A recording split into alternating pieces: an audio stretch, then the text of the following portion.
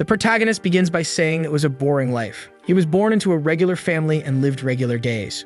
Most days were dull, and he believed he would die without anything special ever happening. However, that wasn't the case. One of the protagonist's eyes glows as he says everything changed. On the screen is a blonde character, and he says he found a game called Heroes of Destiny, and that's how he became the owner of the world. However, now back in his apartment, he's really happy because he's finally alone. It's not that he likes or dislikes school. He turns on his PC and says it's just that when he's playing, that alone is enough to make him happy. In this place, he's the protagonist. He always preferred single-player games because you can play countless routes countless times. You can even use some hacks and surpass all the system's limits. It was like the entire world there existed solely for one player. However, with a sheepish expression, he says that's what he thought, but now it's time to start over. He turns on the live stream and someone asks if he's really streaming in the middle of the week. The whole chat starts mocking the guy, asking if he's some kind of bum who doesn't go to school and just stays on the PC, until someone named AGJ sends a donation of 10. Even though it wasn't much, he was happy since something is better than nothing. Then someone named DEA sends 1,000. Now he's confused. He grabs the monitor and everyone in the chat wants to know who this crazy person is.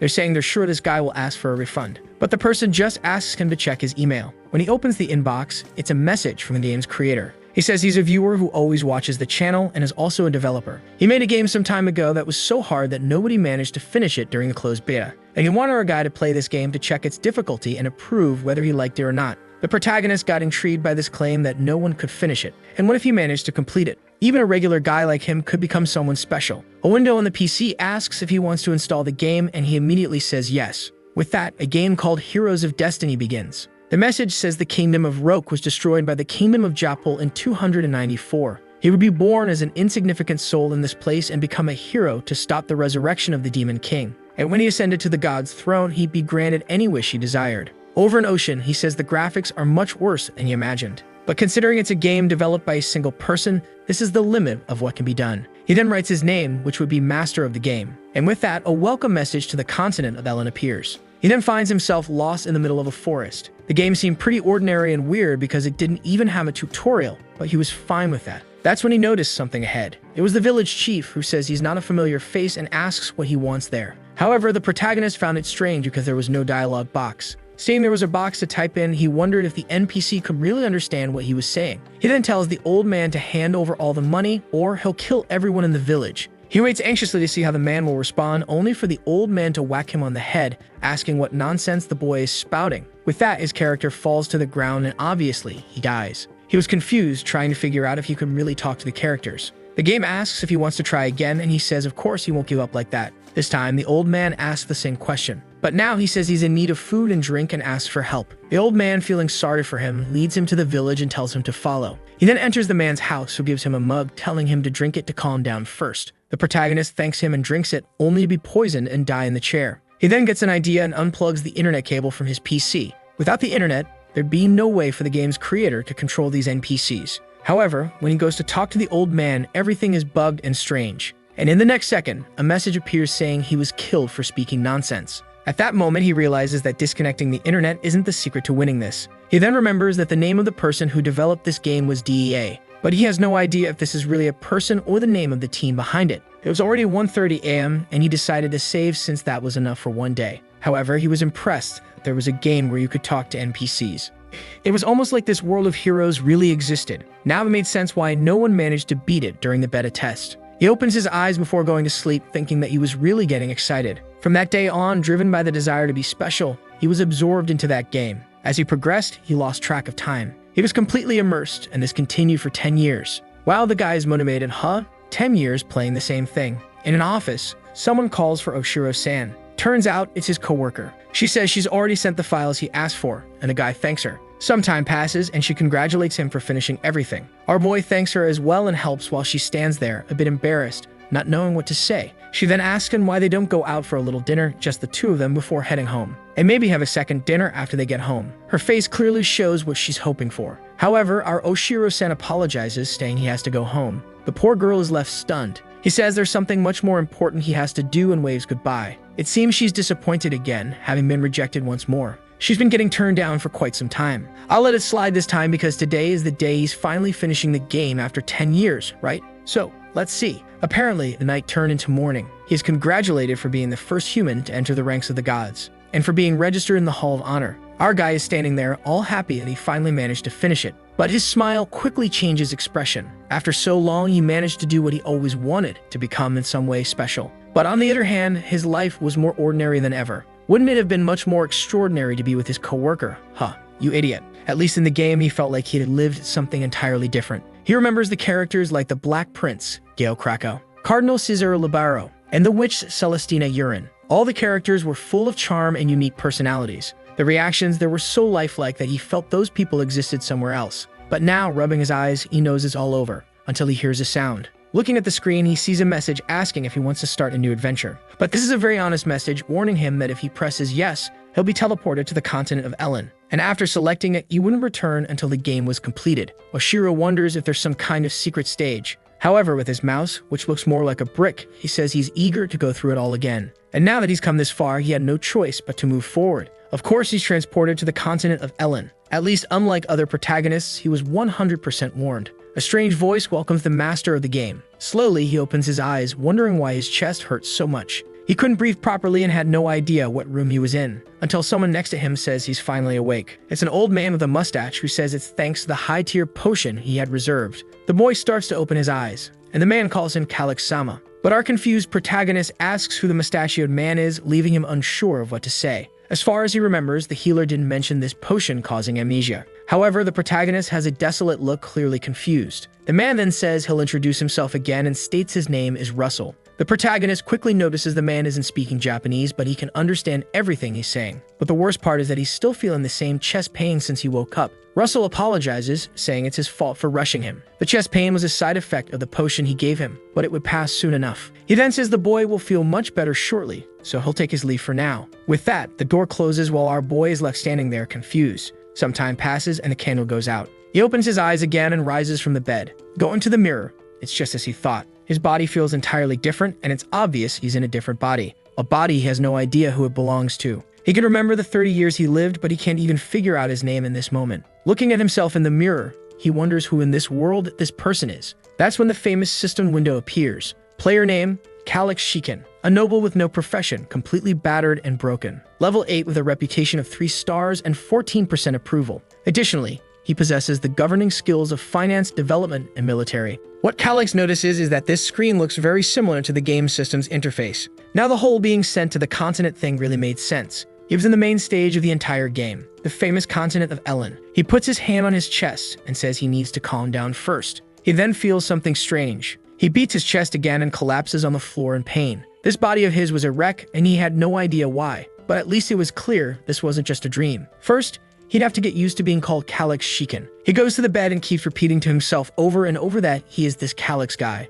As soon as he thinks about the window, it appears again. He's certain this must be the kind of thing only he can see. At this moment, he's 15 years old, and he decides now is the perfect time to gather information. After all, if he lets his guard down in this world, he'll be killed. He checks the system and sees he belongs to the county of Shiken. If the name of the place and his last name are the same, that means he's the direct heir of this land's ruling family. At least he was lucky in that regard. That's when someone knocks on the door, startling him as he wonders who it could be. He doesn't know how to react or what would be the normal way for Calix to respond. He keeps repeating to himself that he is Calix while saying nothing. Then we see that it's a girl outside. She brought a big steaming cup of tea, saying it's the boy's medicine. Realizing she's a maid, he decides to act with some dignity and tells her to come in. The girl steps into the room asking for permission. Calix watches her closely as she walks in, kneels, and offers the medicine. What kind of medicine is this? She just walked in and I don't see any medicine there, huh? Now I see it. She's saying it's nice and warm and that he should give it a try. Our boy, who clearly needs a gym membership because he looks malnourished, asks who she is. But then he realizes that asking this will make it obvious he's not in his right mind.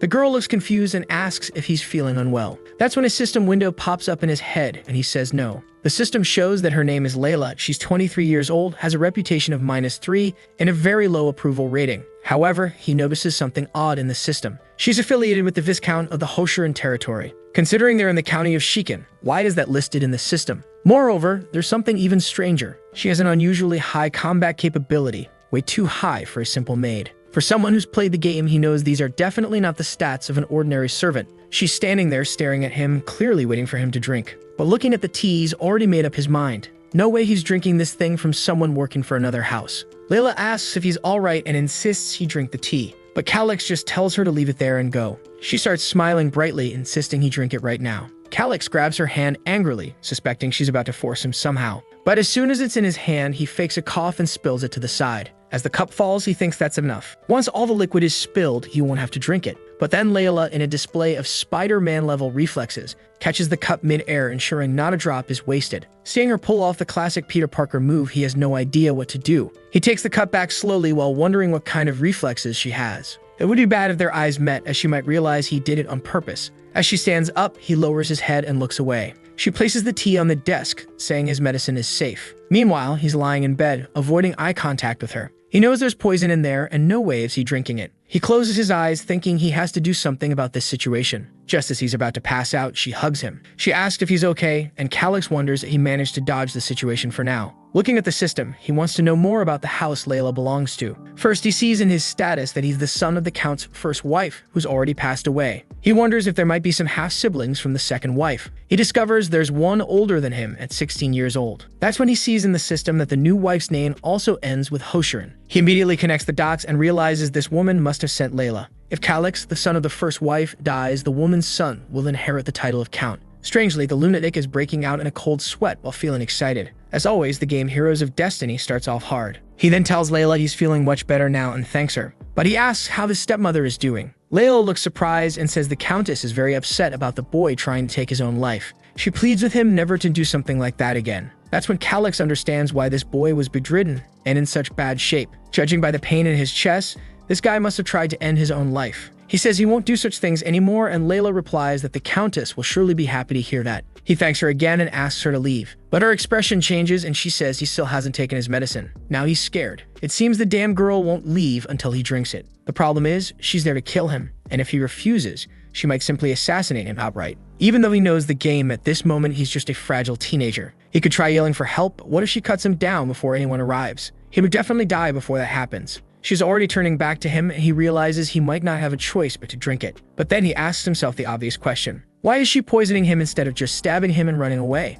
If that's her plan, clearly she can't draw attention to herself. That poison is a way to make it look like he took his own life. It's the same poison that Farmer gave him 10 years ago. And Layla says that if he's having trouble drinking it, she can help. But there's something Calix learned while playing this game. The worst will always happen, so it's best to be prepared. He's certain that even if he refuses, she'll force his mouth open and pour it in. The madman is blushing, saying this makes him really excited. Indeed, the game Heroes of Destiny never disappoints. Layla sits down and offers the tea once more. Suddenly, he grabs the poisoned tea and drinks it all. Layla simply watches as the effects of the poison finally kick in. As he expected, this was bound to happen. Now the question is, how will he get out of this crisis? There must be a person or an object to resolve this situation. That's when he remembers Russell mentioning having some high-tier potions in stock. He comes up with an idea and tells Layla to step outside and call for Russell. She asks why, and he humiliates her, asking if he really has to explain himself to a mere servant. The girl is shocked and quickly apologizes. When he shouts and orders her to leave and fetch Russell, she rushes out.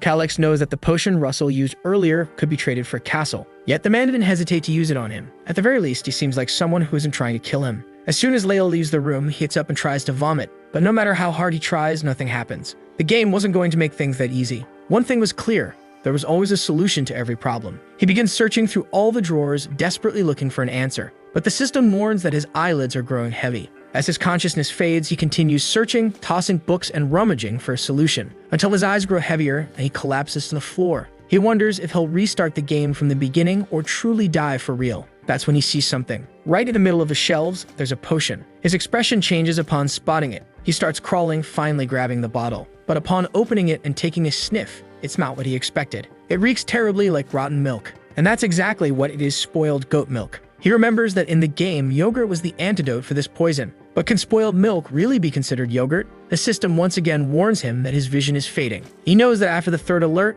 he'll have only 1 minute left. He brings the drink to his mouth, vowing to get even with Layla. And then he drinks it before losing consciousness again. Sometime later, he wakes up with Russell asking if he's alright. As Calix opens his eyes, he has no idea if it's deja vu or if the game reset. But Russell doesn't understand what he's talking about and points out something more pressing. He wants to know why the room is such a mess and why the boy was sleeping on the floor when he came in. Calix realizes the game didn't reset, he managed to survive. But that near-death experience is something he never wants to go through again. No matter what happens, he is determined to live. Now that this is settled, he needs to check the status of this man. He observes Russell and the system window appears. At the moment, Russell is the acting count of this land because the previous count died and hadn't chosen an heir yet. Even though it's a temporary position, it's something that could help him. The man seems like a strict military type, so Calyx believes he can be trusted. At least he was the one who saved him with that potion. Calyx calls out to Russell, saying he has something to share. They talk for a while, and it seems Calyx tells him everything about what's happening. But Russell says there's no evidence. Calyx learns that the potion Russell used was standard protocol in this family. It was just following normal orders. Russell explains that to him, all heirs of the Shikin family are equal, and he is obliged to serve both sides. Calyx then asks if Russell wants him to keep taking that medicine until he dies so everyone can claim the inheritance. But Russell questions if Calyx really lost his memory. You should know that the Shikin family is in serious financial trouble. In fact, it's a blessing that the Dalila family is helping them. He asks if the boy truly doesn't remember this or is just pretending. Calyx realizes Russell won't act without concrete proof. At least he figures the woman who poisoned him must believe he's dead. He tells Russell to let it go, saying it's fine. However, he has a simple request. Russell notices something different in the boy's demeanor. 4 hours later at Shikin Castle, someone moves across the rooftops. The figure stops atop one of the buildings, adjusting their face covering. The person observes the knights below. It appears to be Layla, who notices that security has been significantly increased. She glances at the wall, spots a tunnel, and in the next scene, she's inside the castle. Approaching a door, she sees there are no guards outside the room. She opens it, and inside, she sees a body covered with a sheet. Still, she's not entirely sure if Calyx is dead. At least she used a special poison, so he must have died painlessly. She takes a letter from her pocket and places it on the desk. She retrieves a seal from a drawer and stamps the letter. With everything in place, she only needs to leave safely. But suddenly, someone comes up behind her and places a sword to her neck. She instantly recognizes the voice, but the person says nothing, and she can only fear the blade slitting her throat. She pleads with him to wait and screams, claiming it's too late. Lord Calyx is already dead, and now the Shikin family can only belong to the Grumbine family. Of course, it's Russell standing behind her, observing everything. She falls silent for a moment. Then she asks if he shouldn't just be a simple noble serving the Shikin family. But that's when the boy stands up and says it all went exactly as he expected. The foolish girl is startled, isn't she? Our guy says that the slow death poison is quite stimulating, but he finds it interesting how one noble family is trying to poison another. He's certain that if this came to light, it would turn into a complete mess. Suddenly, Layla crouches and pulls her arm out of Russell's grip. But as soon as she tries to turn away, he grabs her arm again.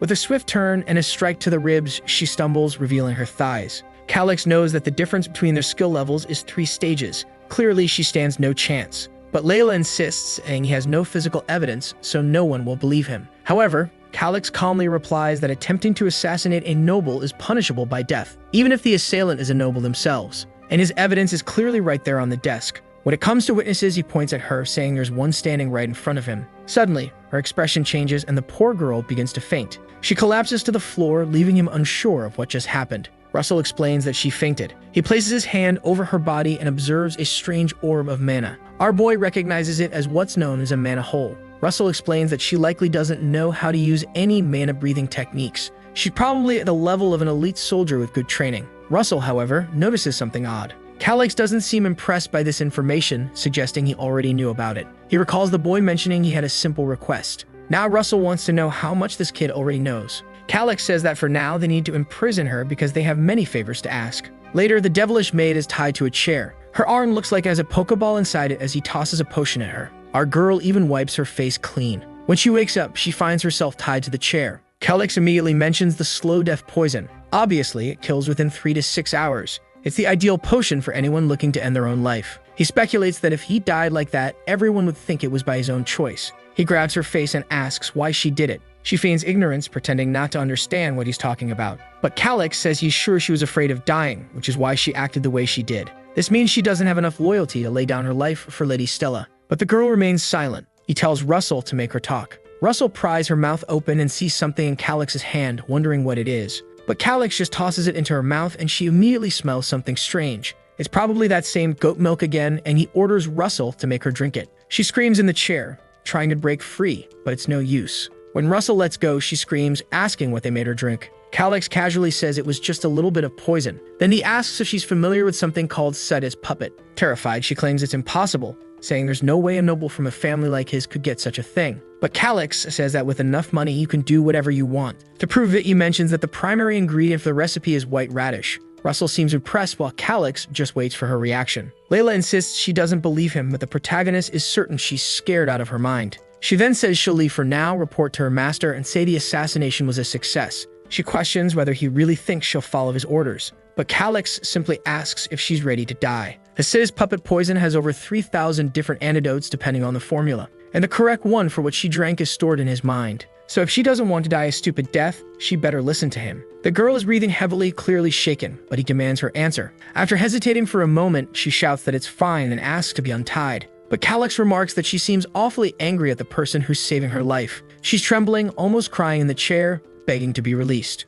Russell finds it strange that she suddenly decided to comply, and there she is, pleading for mercy. Calix knows it's just the spoiled goat milk wreaking havoc in her stomach. She pleads with Russell to untie her, but Russell hesitates, questioning whether Calix has forgotten that she tried to kill him. The boy responds that she's a very valuable witness and they'll need to treat her with a bit of dignity. Russell has no idea what he's talking about. Meanwhile, she keeps begging to be released. She's on the verge of tears, seemingly about to explode, pleading for freedom. Time passes. She eventually announces that she's leaving to report that the assassination was successful. She leaves the room. Now Calix knows he'll have to deal with someone else who can control all the knights. That person is standing right beside him. Russell then demands to know how Calix obtained all this knowledge. The fool is about to say he learned everything from books but realizes Russell wouldn't believe that. Russell warns him that explaining such things through a book would be akin to signing a death sentence. Now Calix is unsure what to say. No one will believe him if he claims he's from another world. He then asks Russell if he remembers the dagger he plunged into his own chest. Russell says he does, but wants to know why he's bringing it up. Our boy explains that the dagger is actually an heirloom passed down from his mother. She claimed it possessed mysterious powers, and it seems those powers have now awakened within him. Russell doesn't look convinced, but Calix says he never imagined the secret to gaining such knowledge was to strike his own heart. The butler insists that if it were such a rare item, everyone would know about it. Calix thinks for a moment and asks if he's heard of the dagger of Claire. Apparently Russell has, as he asks if the previous lady's dagger really was that artifact. If it was indeed that treasure, it could explain Calix's vast knowledge. However, Russell says there's one issue. He wants to know if anyone else knows about this. Calix assures him that no one does. He's the first. He then asks Russell what he thought about Layla's story, specifically the idea that all of Count Claire's movements, his father's movements, had been leaked. A knight like his father, who was on the verge of advancing in rank, shouldn't have died to a mere monster attack. It's ridiculous to believe such a story. Russell immediately realizes Calix is seeking his help. But in the political games of succession, Russell has no intention of getting involved. However, if the Count's death truly was premeditated, that changes everything. Yet gripping his sword, Russell debates internally. As a soldier, he doesn't want to get entangled in politics. This principle has guided him for 50 years. Just as he's about to express this to Calix, the boy suddenly shouts, demanding to know why his father had to die. All he wants is to understand why his father was murdered and who was behind it, obviously, so he can start planning his revenge. He asked Russell if he isn't curious too. Whoever it was, they already know it was someone who stood to benefit from his death, but they can't give up just because the situation seems difficult. He pauses for a moment and asks if it's truly right for a knight to serve a family that orchestrated an assassination. Russell freezes for a moment. Then he kneels and swears loyalty to Calix. Our boy is thrilled, but hears Russell add one caveat. By doing this, he is abandoning the beliefs he held for 50 years, never to involve himself in politics. But Calix is just happy to gain someone so powerful as an ally, especially one invested in the vengeance he seeks. He tells Russell to rise, saying he doesn't need to swear loyalty to someone who doesn't even hold a title. But Russell reassures him, saying he'll ensure the boy grows strong. Our guy quickly changes the subject, not wanting this conversation to lead to Russell suggesting training him. He then says that now that they know about the Countess poisoning attempt, everything is falling into place.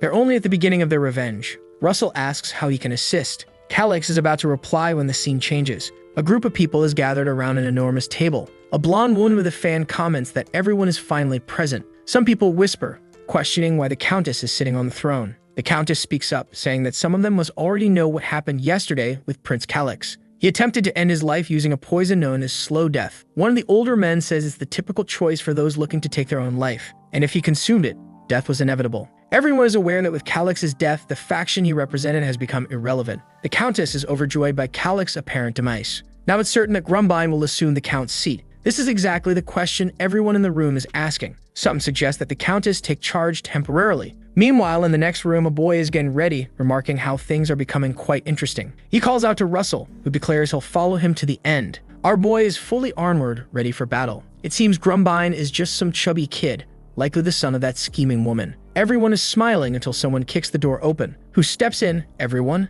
By their shocked faces, you already know. It's Calix, with Russell right behind him. The Countess is utterly confused, unable to comprehend why he's alive. Everyone in the room starts whispering the same question. Calix marches up to the Countess and calls her by name. He informs her that the throne she's sitting on does not belong to her. She tries to play it cool, commenting on how energetic he looks and asking how he's feeling. He smiles, saying he drank the poison but luckily survived. Then he warns her that she was far too hasty in her plans. She tells him to calm down and not make baseless accusations. Even though he never acknowledged her as his mother, calling her an assassin is unforgivable. She screams, declaring that in the Grand Hall, one must take responsibility for their words. But Calix responds, saying it's impressive how she remains so dishonest even after being exposed. The Duchess, clueless about what he's planning, asks what he's talking about. Calix simply says that for now, this is the next step. Suddenly, he claps his hands and someone enters the room. Layla walks in and he announces that the witness has something to say. The others in the room have no idea who this woman is, while the Duchess immediately realizes that if it's who she thinks it is, she's in deep trouble. Layla kneels and Calix asks her to state her name. The girl slowly opens her eyes, glances at Grumbine, and introduces herself as Layla. Now the Duchess is panicking, unsure why this girl is here. Layla introduces herself as a shadow operative from the Hoshiran family's Special Operations Unit. Calix commands her to explain. She explains that members of this unit are orphans trained in the Gorda fields. The children who survived were selected and sent to other locations with false identities. He asks if she was working undercover at his castle. She says yes, pretending to be a maid employed by Lady Stella. Calix then asks if she knew her true mission. Layla admits that she did. The Duchess yells, claiming that all of this is a nonsensical conspiracy. Others in the room protest, saying Layla had worked at the castle for 5 years. How could she possibly be a spy? The room erupts with accusations that the Hoshiran family is scheming something. However, others question why Layla would confess to such a thing without reason. The treasurer next to the Duchess starts to panic. He shouts at Russell, demanding to know why he's staying silent. Does he really believe the words of a maid like her? Russell calmly responds that she isn't a maid but a criminal caught in the act. She was forced to admit that she was a spy working for the Hoshiran family. Whether this is a conspiracy or not, it must be judged after hearing her testimony. The treasurer has no good response. Another noble interrupts, telling the treasurer to stop interfering and let the woman speak. The treasurer, angered, asks what he just said, but someone else shouts for everyone to be quiet. The room falls silent, and the Duchess's anger is palpable. Someone asks Layla what her mission was while working for the Hoshiran family. She states it was to gather information. Calix asks what kind of information. She explains that she was tasked with tracking all income and expenses of the territory, noting all travel dates and destinations of the former count, and monitoring the movements of political allies and vassals. Calix then steps forward and asks her what her most recent mission was. She reveals that her orders were to poison Prince Calix with the slow death venom. After his death, she was to place a forged suicide note in his room to make it appear he had taken his own life. Calix, cold and calculated, asks her what the outcome of her mission was. She admits that she successfully poisoned him but was caught by Count Russell when she entered to plant the note. The Duchess screams, demanding that the woman be arrested. Guards rush to seize Layla, who tries to resist, shouting that there's no evidence to back these claims. Calix, looking as composed as ever, calls out to Russell. Russell nods and presents the forged suicide note. He explains that he was in Calix's room when Layla entered to plant the letter. Then he reveals a memory of the Earth Scroll. He reminds everyone that this magic is capable of revealing malicious intentions. With this scroll, they could uncover who ordered Layla to carry out this act. The treasurer realizes that if this evidence is revealed, it's over for all of them. They have to stop it, even if it meant silencing everyone in the room. Calix, noticing the treasurer's tension, smirks, already knowing he tries something drastic. He stretches his arms and calls for the knights to enter. The room fills with the sound of footsteps as an army of knights marches in, positioning themselves behind each noble. Now there was no way to suppress the truth. The treasurer, terrified, demands to know from Russell what this means. Russell explains that after reviewing the scroll's contents, the results were shocking. To prevent disorder and chaos, summoning the knights was the only option. The nobles protest, claiming it's wrong to bring soldiers into the sacred Great Hall. Meanwhile, Grumbine, the chubby-haired parent, sits in stunned silence, looking like a fool. The Duchess, realizing the knight's presence means the evidence is irrefutable, knows she's trapped. There's nothing she can do now. Calix then asks Russell what the punishment is for a noble who attempts to kill a member of their own family. Russell replies that it's death by hanging. The Duchess, in desperation, grabs her piggish son and declares he had nothing to do with this. She turns to Calix, pleading, saying that while they aren't related by blood, she is still his mother. She begs him to believe her, but Calix only glances at Layla.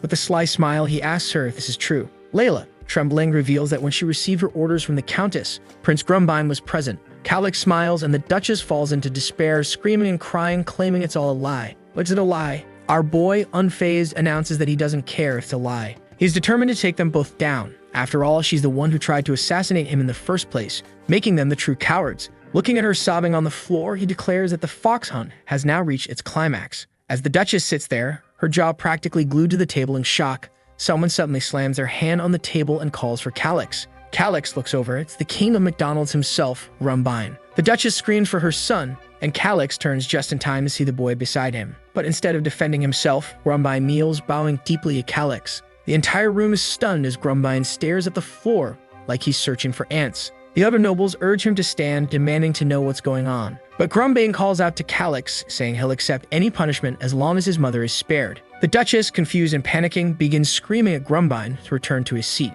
The nobles murmur that things have gone too far, but it's clear Grumbine has crossed a line to save his mother. Calix immediately realizes that if he orders both of them killed now, he'll be seen as the villain. He wonders if this has been Grumbine's plan all along. Despite his anger, he places a hand on Grumbine's shoulder and says it's fine. If he truly cares so much for his mother, Calix has no choice. Grumbine looks up, surprised and hopeful, asking what he means. Calix states that if Grumbine confesses his involvement, he'll request a reduced punishment for his mother, but he warns him to think carefully about what that means. Grumbine hesitates, unsure of what to say, while the Duchess screams at him not to do anything unnecessary. She orders Calix to stop threatening her eldest son, but other nobles interject, blaming her for plotting to kill Calix in the first place. Meanwhile, Grumbine appears lost, unable to understand how everything spiraled so terribly out of control. Calix, growing tired of the chaos, calls for Russell and instructs him to arrest them both. The knights in the corner step forward, surrounding the Duchess. She orders them to stop, questioning if they know who she is. But from the side, Grumbine can only watch as his mother is gagged. He clenches his fists.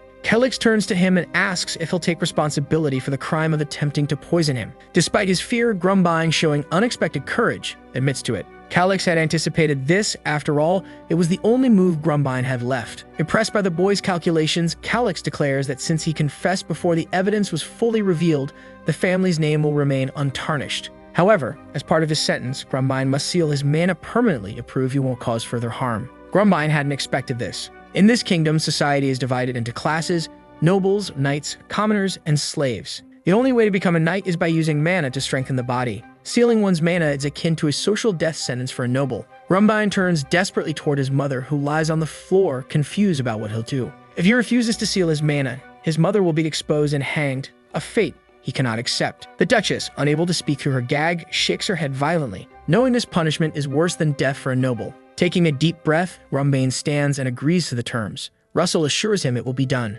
He hands Grumbine a scroll. Grumbine bites into it, pressing his hand against his chest. A golden circle forms over his stomach as mana begins to accumulate and slowly fades. The Duchess writhes on the floor, desperate for him to stop, knowing not even a Grandmaster could undo this. Grumbine tears the scroll away from his chest as Calix watches in silence. The mana continues to dwindle until it vanishes completely. Everyone in the room realizes his mana has been sealed. The Duchess, sobbing uncontrollably, looks defeated, while Grumbine appears content. At least he managed to save his mother. But she lies on the floor, lamenting that it's all over, disappointed in her son's naivety and innocence despite being her biological child. Grumbine turns to his mother, trying to comfort her, saying he's always dreamed of becoming an artist. But the Duchess, biting down on her gag, screams Calix's name in fury. Breaking free of her restraints, she curses Calix and vows to bring ruin to his family for generations. Calix, calm and composed, knows she's powerless now. Her strength will likely amount to no more than Layla's. Grumbine kneels by his mother, gently asking if she's okay. Calix, however, feels a pang of guilt for ruining the future of someone so young.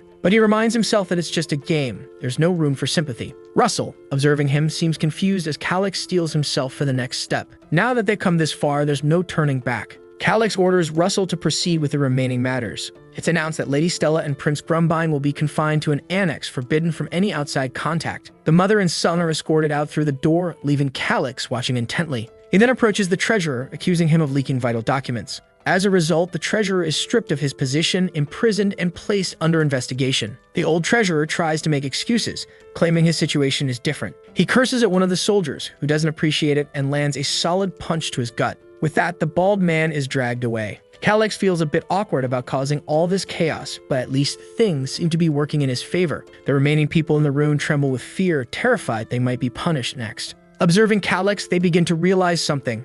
Russell's support means that all the knights are aligned with this prince. In a way, the succession dispute has already ended. Russell's loyalty to Calix is a direct warning to everyone in the room. Calix calls for the head of security, who nervously approaches. Russell steps in, declaring that the man is suspended from all his duties. The security chief has no choice but to accept, while the others in the room grow even more anxious, fearing they might be next. Suddenly, a man seated in the corner apologizes. He admits to failing his duties and asks to be dismissed. Calix, however, knows that this man, Garrett, is one of Russell's trusted allies. Russell immediately denies the resignation, stating firmly that it won't be accepted. Those who want to work don't get to, and those who don't want to will have to, Russell remarks sarcastically. The room prepares a list of all the officials involved in the incident. Garrett is tasked with overseeing their removal. As this unfolds, Calix walks over to Garrett. He informs him that only 4 individuals from the finance department will be exempt from investigation. Clearly, they'll need a lot of new personnel. Garrett advises leniency toward those with minor infractions, warning that removing too many officials at once could disrupt operations.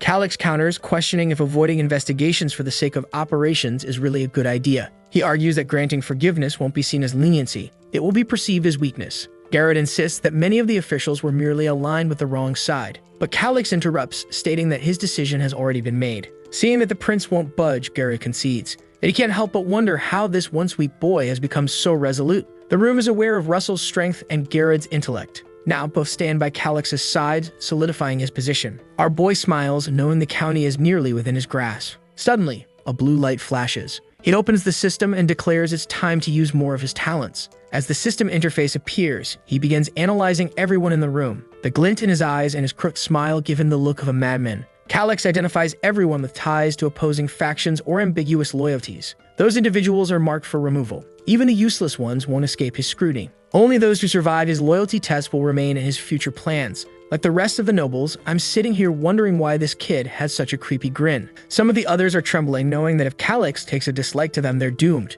Desperate, they rush forward, showering him with praise, calling him an incredible leader and begging to speak with him. Calix tells them to calm down, saying they have plenty of free time to discuss things later. Russell watches from the sidelines, still unsure how things turned out like this. Time passes, and we return to the castle. After a day filled with political maneuvers, Calix collapses onto his bed. He's exhausted. He reflects on his past life, where he was average in studies, appearance, and just about everything else. Nothing in his life was terrible, but nothing was particularly great either. That all began to change when he discovered Heroes of Destiny. He wondered if completing something no one else could would finally make him special. He recalls the moment he finished the game and the message declaring him the first human to acquire the Seed of the Gods. At that moment, he wiped his eyes and wished to be reborn in the continent of Ellen. It was the only way he could continue to feel extraordinary. Now sitting on his bed, he remembers that wish and the game's narrative about being born as an insignificant soul. The story said he would need to survive turbulent times and become a hero to ascend the throne. He suddenly realizes what's happened. When he completed the game, his wish was granted.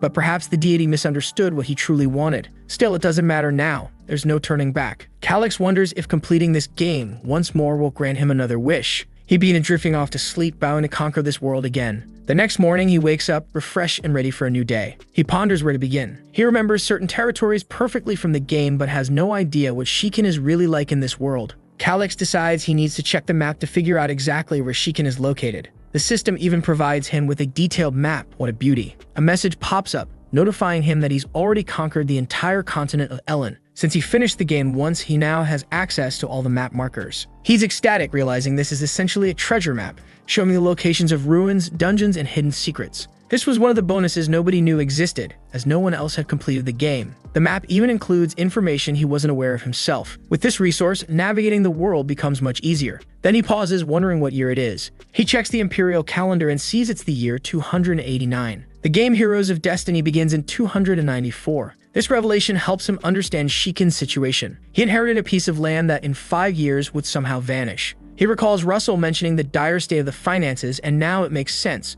They are on the brink of collapse. Suddenly, a financial status window appears in front of him. Calix glances over the details and immediately yells that it's unbelievable. Looking at the current state of affairs, he wonders if the best option is to steal all the money and flee. But he quickly dismisses that idea, realizing land is far more valuable than wealth. It can only be inherited. His first step is to review all financial records. He notices that farm collections aren't significantly lower than in other territories. Defense expenditures haven't risen much either. Time passes as he pores over the documents. A few hours later, he slams the papers onto the table, exclaiming that he's exhausted. Analyzing 10 years of territorial finances is too much for him. However, he identifies a major problem. The trade route with the Medrosa Desert has been severed. Apparently, another nation established a more lucrative trade route, drawing merchants away. What puzzles him is how they managed to fund such a large-scale project. On top of that, the annual debts are growing faster than their yearly income. Statistics alone aren't enough to solve this mystery. He needs more information. Frustrated, he rubs his head until an idea sparks. He remembers the old man from the meeting, the treasurer Gidris, who was caught embezzling funds.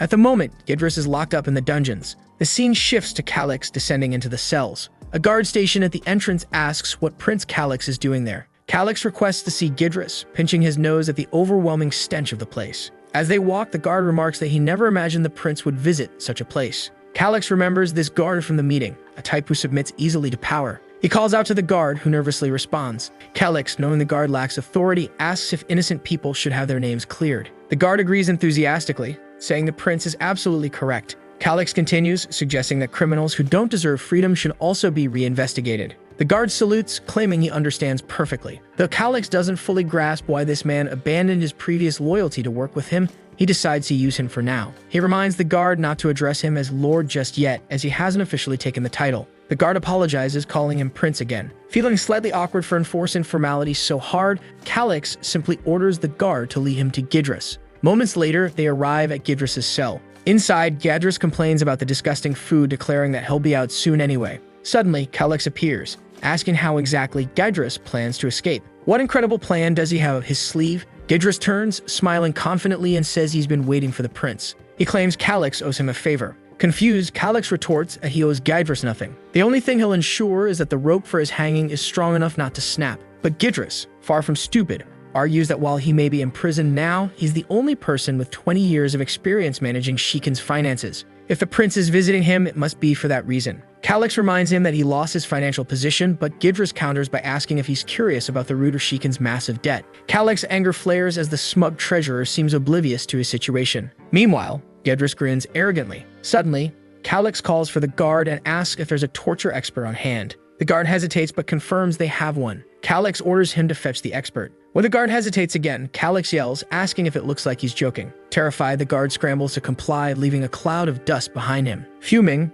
Calix decides Gidris needs to understand how things are handled in this territory. Gidris quickly realizes that if a torture expert gets involved, he's in real trouble. Calix remarks that someone like Gidris probably doesn't have much tolerance for pain. Calix smirks and wishes Gidris good luck. If your resilience impresses me, he says, maybe I'll let you hang slowly instead of all at once. Gidris is taken aback. This kid is far more serious than he expected. He immediately begins begging for mercy, pleading that he has valuable information that could bring great profit to the territory. Calix, unimpressed, tells him to start talking. Gidris begins explaining how the debts of Shikin came to be. All the major debts of this territory are tied to a merchant named Gerard Merces, Gidris says. Apparently, Gerard manages a secret vault for the Hoshurin family. The Hoshurins use Gerard to avoid paying royal taxes on mining operations. But Calix interrupts, asking why not just report Gerard to the royal family and shift the debt onto him? Or perhaps sell the debt rights before arresting him. Gidris seems stunned, clearly impressed by the suggestion. That's an incredible plan, he stammers, one I hadn't considered. Before Gidris can elaborate, the guard suddenly returns, announcing that he's brought the territory's best torture expert. Calix lights up with excitement, while Gidris begins pleading more desperately for mercy. I know where Gerard's secret vault is, he blurts out. This catches Calix's attention for a moment, but before he can react, the torturer shoves Gidris to the ground, telling him to keep quiet. Gidris continues to insist, shouting that he's telling the truth. He's worked in Shikin for so long that he's the only one who knows the vault's location. Calix steps on Gidris' face with his boot, commanding him to speak. Where exactly is this secret vault? Gidris hesitates, clearly trying to stall. Calix growls, start talking. The torturer cracks his knuckles, saying breaking fingers one by one is always a good start. Panicked, Gidris admits that he once tried to rob the vault but failed. Calix immediately deduces that Gidris didn't act alone. The old man confirms this, explaining that he paid some bandits in gold bars to help him. How much did you pay? Calix demands. For 300. Calix interrupts, incredulous. No, 3,000, Gidris finishes weakly. Hearing this, Calix bursts into laughter, the sound echoing ominously through the dungeon. The guard outside the cell gulps nervously. He knows that when the prince reacts this way, it's never good. Calix composes himself, his voice icy. 3,000 gold? That's the annual revenue of this territory. Where did you get that kind of money? He accuses Gidris of embezzling funds from Shikin's treasury. Gidris bows his head to the ground, confessing that he had no choice. The opportunity was too tempting, he says. If it weren't for that cursed magic crystal orb, I would have succeeded. Calix narrows his eyes. What's this about a magic crystal orb? Gidris explains that the orb was used to access the vault. He adds that duplicating the orb cost him 2,500 gold. Calix begins piecing things together. You were scammed, he says flatly. The bandits and Gerard Merces were likely working together. Gidris shakes his head, insisting it's impossible. I saw it with my own eyes. Gerard used the orb to open the vault door. Calix orders Gidris to reveal the vault's location. It's in the highlands of Gorda, Gidris says. Calix opens his map, and while Gidris admits he was blindfolded during his attempt, he's confident the vault is in that region. The prince pauses, deep in thought. Everyone around him wonders why he's just standing there, staring at nothing. Focusing on the map, Calix deduces a potential area to investigate. He realizes he needs someone familiar with the highlands of Gorda. Remembering Layla's comment that her orphan squad was trained in Gorda, he formulates a plan. Calling for the guard, he announces they're leaving. Gidris, desperate, shouts after him, demanding to know where he's going. But Calix leaves without answering while the guard slams the cell doors shut. Walking away, Calix can't help but think about the 3,000 gold Gidris stole, and how this guard likely pocketed his share. His fury grows as he contemplates it further. He suddenly stops and calls for Shu, the guard. Startled, Shu nervously asks what he needs. Calix casually mentions the 3,000 gold Gidris stole, asking if Shu knew about it. Shu, feigning ignorance, vehemently denies any knowledge. Calix smirks and starts walking away. I overheard something interesting from Gidris while you were out, he says cryptically. I'm a generous person, but there are things I simply can't overlook. He leaves Shu sweating, unsure if the prince knows more than he's letting on. Calix's mind races with possibilities, yet he remains outwardly composed. For now, he's in a dilemma, but he knows this is just the beginning. The guard collapses to the ground, wailing that the damned pig Gidris must have revealed everything while he was away. Desperate, he begs for forgiveness, promising never to betray anyone again. But Calix doesn't respond. It's only when the guard looks up that he realizes the prince has already left. However, the guard shrugs it off, shifting his anger toward Gidris. Determined to take revenge, he bolts toward the dungeon. Meanwhile, Calix is leaning casually behind a well, smirking to himself. Suddenly, someone approaches from behind, catching his attention. He turns, raising an eyebrow, and asks who the person is. By their attire, he identifies them as a knight from the Order of the Blue Lion. He asks what the knight is doing here. The knight introduces himself as Krot Solemn, explaining that Lord Russell assigned him to accompany the prince. Calix acknowledges this, immediately activating his system to analyze Krot's stats. To his surprise, Krot is 26 years old, a senior knight level 52, and classified as S rank, a remarkable warrior. Calix is impressed, wondering why someone of this caliber wasn't part of Heroes of Destiny. The name Krot Solemn doesn't ring any bells, leading Calix to suspect he must have died early in the game's timeline.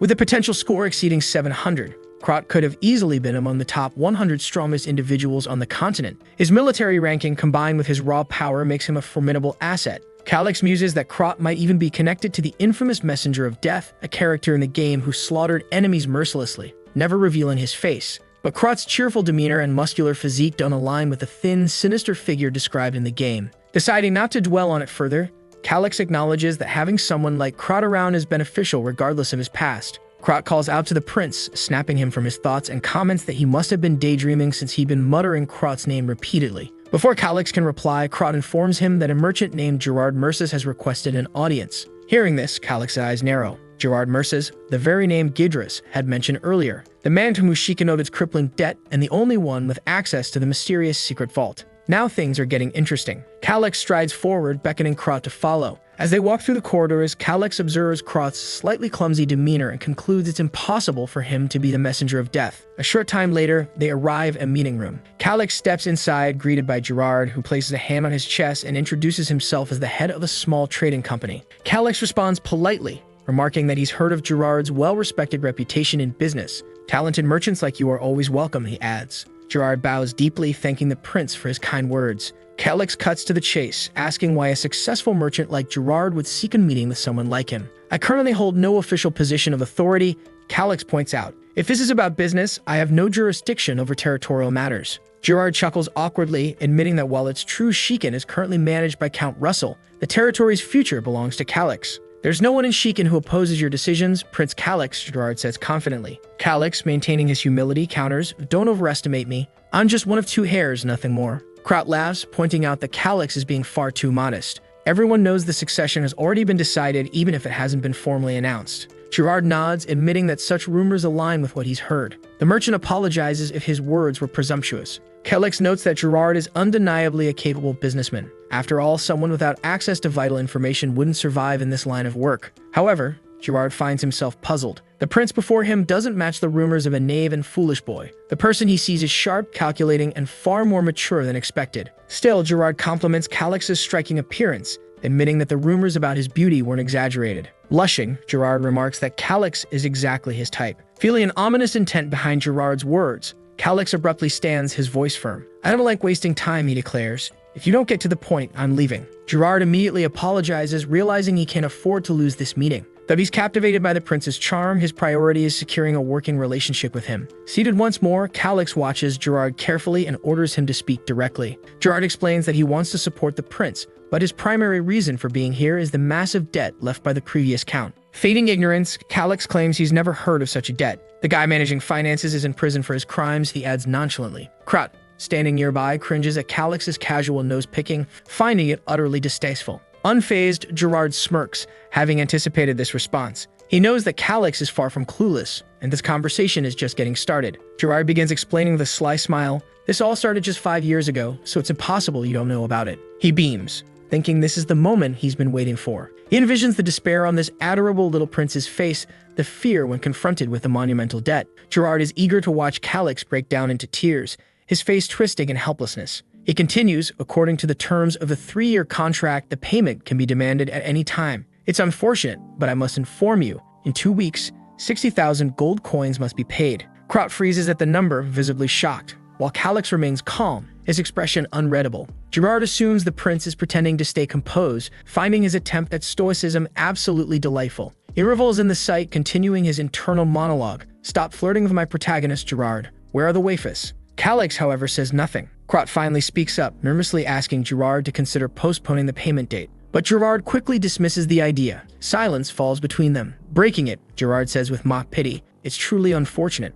but Shikin's territory has been declining rapidly. We've shown goodwill by waiting over a year for recovery, but nothing changed. Now that Prince Calix is taking charge, he'll need to repay this courtesy. Calix recognizes Gerard's facade of generosity, noting how cleverly he masks his extortion behind politeness. The prince rises, nonchalantly remarking, perhaps you're unaware, but Shikin's annual revenue exceeds 6,000 gold coins. Finding someone willing to lend 60,000 gold won't be an issue. Krot's confusion deepens, unable to believe such a claim. Gerard stands, feigning delight. That's excellent news. It seems there's nothing to worry about then. But inside, Gerard knows how difficult it is to secure connections for such an amount. He announces he'll return soon to collect the payment and leaves, confident this territory will soon fall into his grasp. As he leans in to bow, Gerard's thoughts turn sinister. Soon enough, this pampered noble brat will be groveling at my feet. Maybe I'll sell him at the slave market, but not before enjoying my prize. He departs, thanking Calix and wishing him good fortune. Calix watches him leave, unfazed, while Krot stands there trying to process what just happened.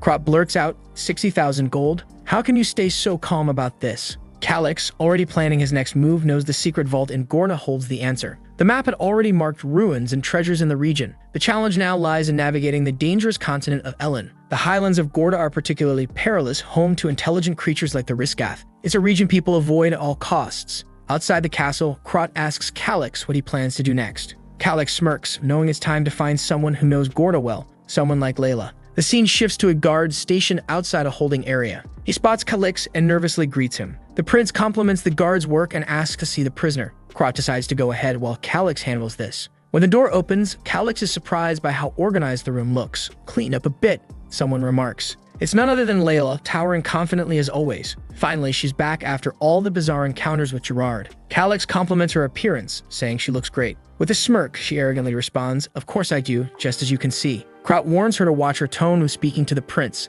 but Layla and Calix merely exchange knowing looks. She brings up the poison he gave her, saying it was from Cetus Marionette, wasn't it? You tricked me. Calix is impressed, admitting she figured it out faster than he expected. Sitting at the table, she asks why he's here. Do you mean me for something? I can already tell you do. She leans in seductively, saying, I don't follow your orders anymore. But if we share a very intimate moment together, I might consider it. Krot immediately tells her to hold her insolent tongue. Calix, unfazed, cuts to the chase. I'm here to give you a chance to survive. Intrigued, Layla asks for more details. Calix explains that the moment she's released, she'll be killed. Layla seems confused, prompting Calix to elaborate. She should already know the Shikin family is at odds with the Hoshirans. That's obvious, Layla replies. You forced the only heir of Hoshiran to seal his mana. Calix nods, stating she was instrumental in that success and should understand the danger she faces. Finally, it clicks for her. The Hoshirans will want me dead because of my testimony, won't they? Exactly. Calix confirms. Restoring Grumbine's mana is impossible, and without it, the Hoshirans have no chance of conquering Shikin. No noble allows someone who derailed their plans to live, especially someone like you. Layla, having worked for nobles for years, had witnessed many of them being killed like dogs, but she never thought it would happen to her. Suddenly, she lunges across the table, grabbing Calix. Krot immediately tenses, ready to intervene. Layla leaps toward the prince, shouting, die. Calix, caught off guard, looks genuinely alarmed. Krot, however, won't let anything happen to his charge. That in the moment he comes stomping with his big foot and slams her against the wall, calling her a filthy assassin and asking how she dares to challenge the young lord like that. Calix thanks her but says there's no need to humiliate the poor girl so much. After all, it was thanks to her that he secured his position as the next lord. He then tells her that normally those who help someone wake up to reality tend to be more hated than those who drive people into despair. And the reason for this is because it's easier that way. Many people believe that living in a lie is better, even just for a moment. But he smiles at her and says that, considering how motivated she seems to survive, she doesn't seem like that type of person. She says she's not and shouts, warning that she wouldn't die under any circumstances. He then smiles and says that if that's the case, he has a way to make her useful. If she helps him with the work he needs done, she will also receive protection in the meantime. And if she has a family, you would take care of them too. However, Layla misunderstands and asks if, by any chance, he's threatening her family. He stands up with that dumbfounded look on his face. He tells her not to misunderstand because if he wanted to, he would have killed her already. Assassins like her are everywhere. The girl knows that's true. To a noble like him, she is nothing more than a tool. He then asks why he wants her and not someone else. There must be some reason he's going through all this trouble to persuade her. Our guy says the first reason is because it would be too much work to find someone else, and the other is because of something she said to him earlier. He then leaves saying that before explaining why, he would give her a minute. If she didn't agree with him within that time, she'd be free to pursue the freedom she so craved. However, Layla knows the truth is that this freedom will cost her life. Here's her only option because leaving that place, she'll be killed by the other family. She didn't want to agree with that cute little runt, but at this moment, she had no choice. And with great determination, she says she understands. Considering the conflict between the two families, she benefits more by helping Shiken. Our boy smiles and says that she's finally starting to think straight. However, she puts her hand on her waist and says she's not going to be a subordinate. She wants to be hired as a regular mercenary instead, and she wouldn't accept a runt like him bossing her around. Suddenly, Krot jumps in and orders her to start respecting the young master. She apologizes and says she's just joking now that they're on the same team. There's no need for him to act like that. Or is he the type of person who liked hitting his allies? Poor Krot just gets even angrier, and the two start to clash again. Suddenly, Calix asks her about something she mentioned the other day, the Hoshiran family training grounds located in the lands of Golda. She remembers saying that to him and asks what this information has to do with anything. But Calix interrupts her and tells Krot that he needs a map of the entire area surrounding those grounds, because the little map he has only he can see in the small window. Krot says there's a giant map in the military council area. He pushes our boy, telling him to go. However, looking back, he sees that our guy is just standing there, grinning at the front. Krot immediately asks if, by any chance, he doesn't know the way. And Calix says he does know, but he prefers having someone protect him from the front. Meanwhile, Layla is standing there with a dumbfounded look, not understanding their bickering. Sometime later in the castle, they finally arrive in the war room. Our boy is all gleaming as he looks around. And Krot says that all the greatest military secrets of the continent of Elen are there. Our boy starts looking for the lands of Golda. Upon finding it, he asks if they know about that place. Krot says it's a well-known area. There's an ongoing territorial dispute between the Hoshiran family and the Baron of the Erebon family. The reason for the conflict is some high-quality copper mines. Our boy asks if Baron Erebon is on their side, and the guy confirms it. He then makes a dumbfounded face, wanting to know how accurate and updated the map is. Layla says it seems a bit outdated, but there haven't been significant changes. At that moment, however, she realizes why she was brought there. Our boy then asks if she can navigate just by looking at the map, and she says of course. She spent her entire childhood playing in that region, but she wants to know why he's so interested in the lands of Golda. He explains that there are some ancient ruins he intends to explore. She looks a bit confused and says there's nothing like that in that place. Calix looks thoughtful and asks if, by chance, adults didn't talk about places where she shouldn't go. She pauses and then says she remembers something like that. At this, Calix asks when the Hoshiran family started training troops there. She says she doesn't understand why he's asking, but since she's of the 6th rank, at least 15 years have passed. He asks when the territorial dispute began. Krot says that also started 15 years ago. At this, Layla suddenly nudges him, asking if he understands where the boy is going with this. He replies that he doesn't, and she feels devastated to have an idiot beside her. Once again, they start bickering, until Calix interrupts them and says that training an army costs a lot of money. They wouldn't have started creating those troops out of nowhere without an important reason. Once again, the dumb girl asks what the boy's point is, and Krot tells her to realize quickly that this means that somehow they managed to obtain a lot of money. Calix says that's exactly it. 15 years ago, the Hoshiran family found a new source of income, and they likely used that money to train their new armies. Once the troops were ready, they were dispatched to numerous territories, exactly as happened with Layla. She says she understands, but what would be the connection between that source of money and the ruins he's looking for? Calix says that silver mines are often found alongside copper mines. Besides that, some copper ores can also contain traces of silver. Krot asks if he's suggesting that the Hoshiran family is secretly mining silver, and that would be an extremely serious crime. Calyx says yes and tells him to think about it. The law of this place stated that any gold or silver found always belonged to the royal family, no matter where it was located. However, it would be foolish to believe that every noble would be that fair. Krot asks what the connection to the ruins is, and our boy says he already knows what kind of ruins they are. Perfect ones to hide this type of secret. Unfortunately, he can't reveal to Krot that he already has some information about this. Layla, who's really growing into a sharp girl, asks what all of this has to do with them. She thought it was impossible for him to attack that place because Shikin's territory didn't have the resources for that. Krot gets frustrated, thinking that, as much as he hates to hear it, this is the truth. And she insists, saying that even if they started a war, as soon as the royal family knew it was pure silver, they'd take everything. Calyx says they wouldn't gain anything by passing this information to someone else. Besides, his territory is on the verge of collapse. Both of them stand there dumbfounded, wanting to know what he's suggesting then. That's when he says that since they obtained the money illegally, even if they stole everything, the Hoshirans wouldn't dare report it to the crown. Later that same day at night, they gathered outside the castle. Russell told our boy that it was madness to take someone as inexperienced as Krot on this mission. He should think more about this plan because acting hastily could be dangerous. Calyx agrees that it would be safer with Russell at his side, but a young talent like Krot also needed to develop. The poor fool blushes at the Lord's confidence in him. Calyx continues, saying that it would be too risky for both of them to leave the territory at a time like this. Russell is surprised and then apologizes. Suddenly, he turns to Krot and tells him he better follow the young master diligently. But the fool just agrees with his tongue hanging out. Even Russell gives him a smack on the head, telling him to take it seriously. Sometime later, he calls everyone together. He explains that the young master's wounds are still fresh. But even so, he planned this expedition for the good of the territory. So all the soldiers there better follow him faithfully. Calyx knows that no soldier wants to follow someone so weak who once tried to take his own life. Gaining the loyalty of those people was also his job. Meanwhile, Layla is just quietly observing from the corner. Sometime later, they approach a well. Krot goes down and our boy follows right behind him. Upon reaching the bottom, he says that by following this tunnel, they would be able to exit the castle. However, it was farther than he had imagined. Calyx just passes by and tells them to hurry up. With that, the team begins walking through the darkness of the cave. Sometime later, Krot looks up and says they finally arrived. Obviously, our boy is exhausted. Krot opens the cover and offers his hand to help our boy up. Suddenly, he finds himself on the outside, or rather inside, a house. Krot explains that this is an old water mill that had been abandoned a long time ago. Already outside, our boy is impressed. He had already prepared several supply horses. Krot calls him Lord and tells him to get on the horse. But Calyx tells him to stop using that kind of title in this place. It would be stupid to call him Lord outside the castle when they're heading toward hostile territory. From now on, he's to call him only Young Master. The army guys put on peasant clothes, but he's still not sure if that's enough to fool anyone. At that, he calls for Krot and asks if he prepared everything he requested. He says yes, but seems a bit hesitant. He pulls out his stinky cloak and asks if he really has to wear something like this.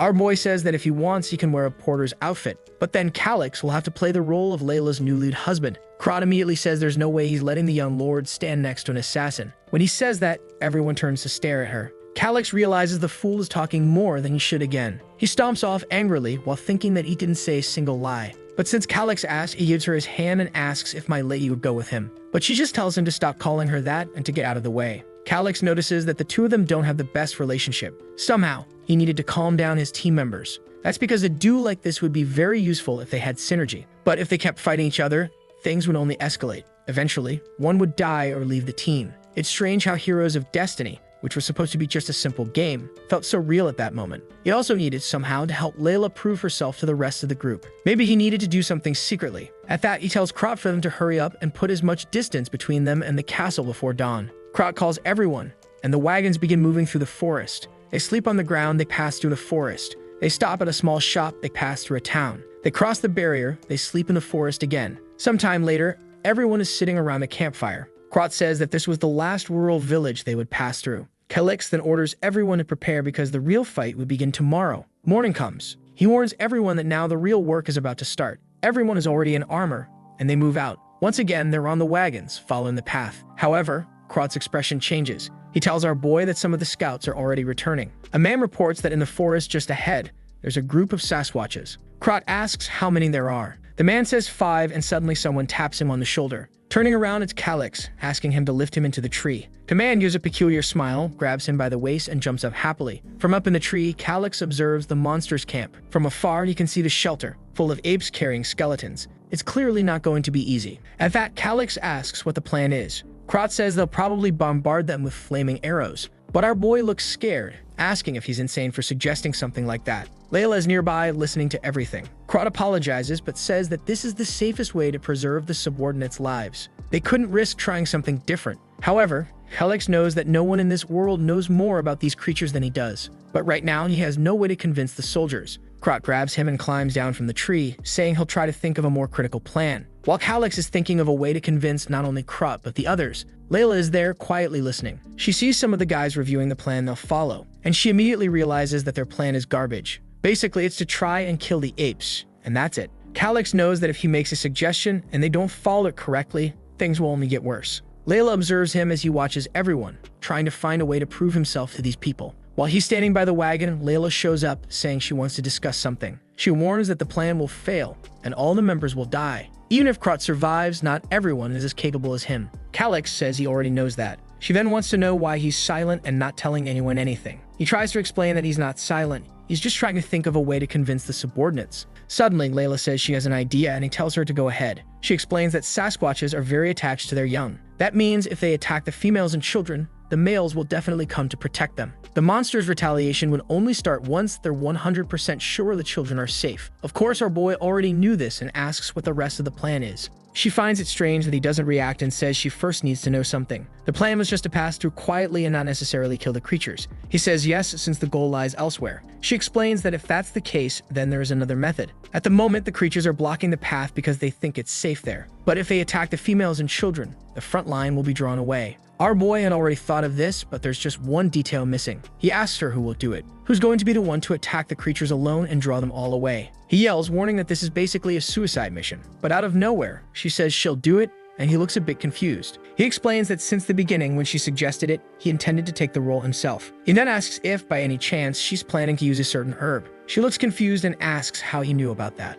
He says it's obvious, because otherwise she wouldn't accept a suicidal mission like this. He then says that lately he's changed a lot out of nowhere. Suddenly, he starts coughing, saying that if it works, it's not a bad plan. She then thumps her chest and tells him not to worry. She spent a lot of time there as a child, so there's no way it'll go wrong. Calyx then asks why she's going so far to help him. She simply replies that if the Shikin family dies, she dies too. Our boy warns that it'll be hard for her to gain recognition from the others and asks if she's okay with that. She seems to agree, and he says okay then. But before she leaves, he wants to help with something. She asks when it is, and he points to the horizon. He asks her what's over there and if she knows the region. She says yes and tells him to ask anything. She knows everything about that place. He then points to a specific spot, and she says that about there, she's certain. It's a camp for some goblins and also a hunting ground for the Sasquatches. Our boy thanks her, saying he can always depend on her. He's only doing this to make her feel more useful and calmer, and she simply says that she's happy to help. They continue chatting, and Krat watches from a distance. The two are having a small conversation,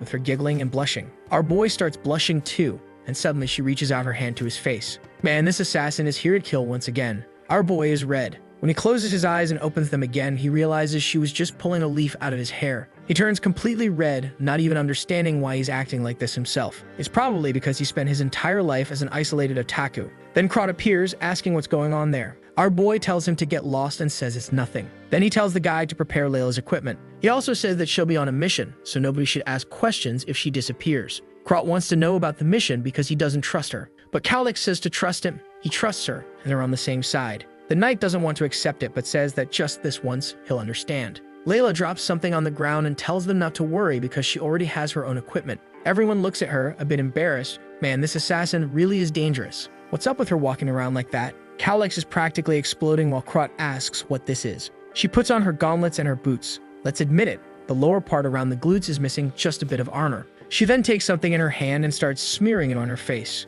Apparently, it's that herb meant to distract the Sasquatches. Obviously, it stinks like hell, and Krat pinches his nose shut. Meanwhile, Layla doesn't care at all about her outfit or the people staring at her because of the smell. What matters to her is completing this mission. Her concerns were unnecessary. Calyx then asks the prince if they can start the plan, and he says she should take some soldiers with her. But she's certain they wouldn't listen to her orders, so it's better not to. He responds that if that's the case, then she's free. With that, she gracefully jumps from branch to branch. Krat turns around, saying that they need to move forward as well. The army advances through the forest, and Krat declares that they'll finish this in one strike. Everyone is ready, but Calyx is still feeling insecure about this fight. One of the Sasquatches notices something, and when it turns, Krat is leaping toward it. He manages to land the first cut, but it's too shallow. Calyx wonders why he slashed in a situation where he should have tried to stab. and Krot is quickly covered by the shadow of the Sasquatch, which unleashes a flurry of punches. He's thrown far away, and the fool was grinning, saying that this fight is much more exciting than on the PC. Suddenly, the ape starts beating its chest, and everyone looks confused.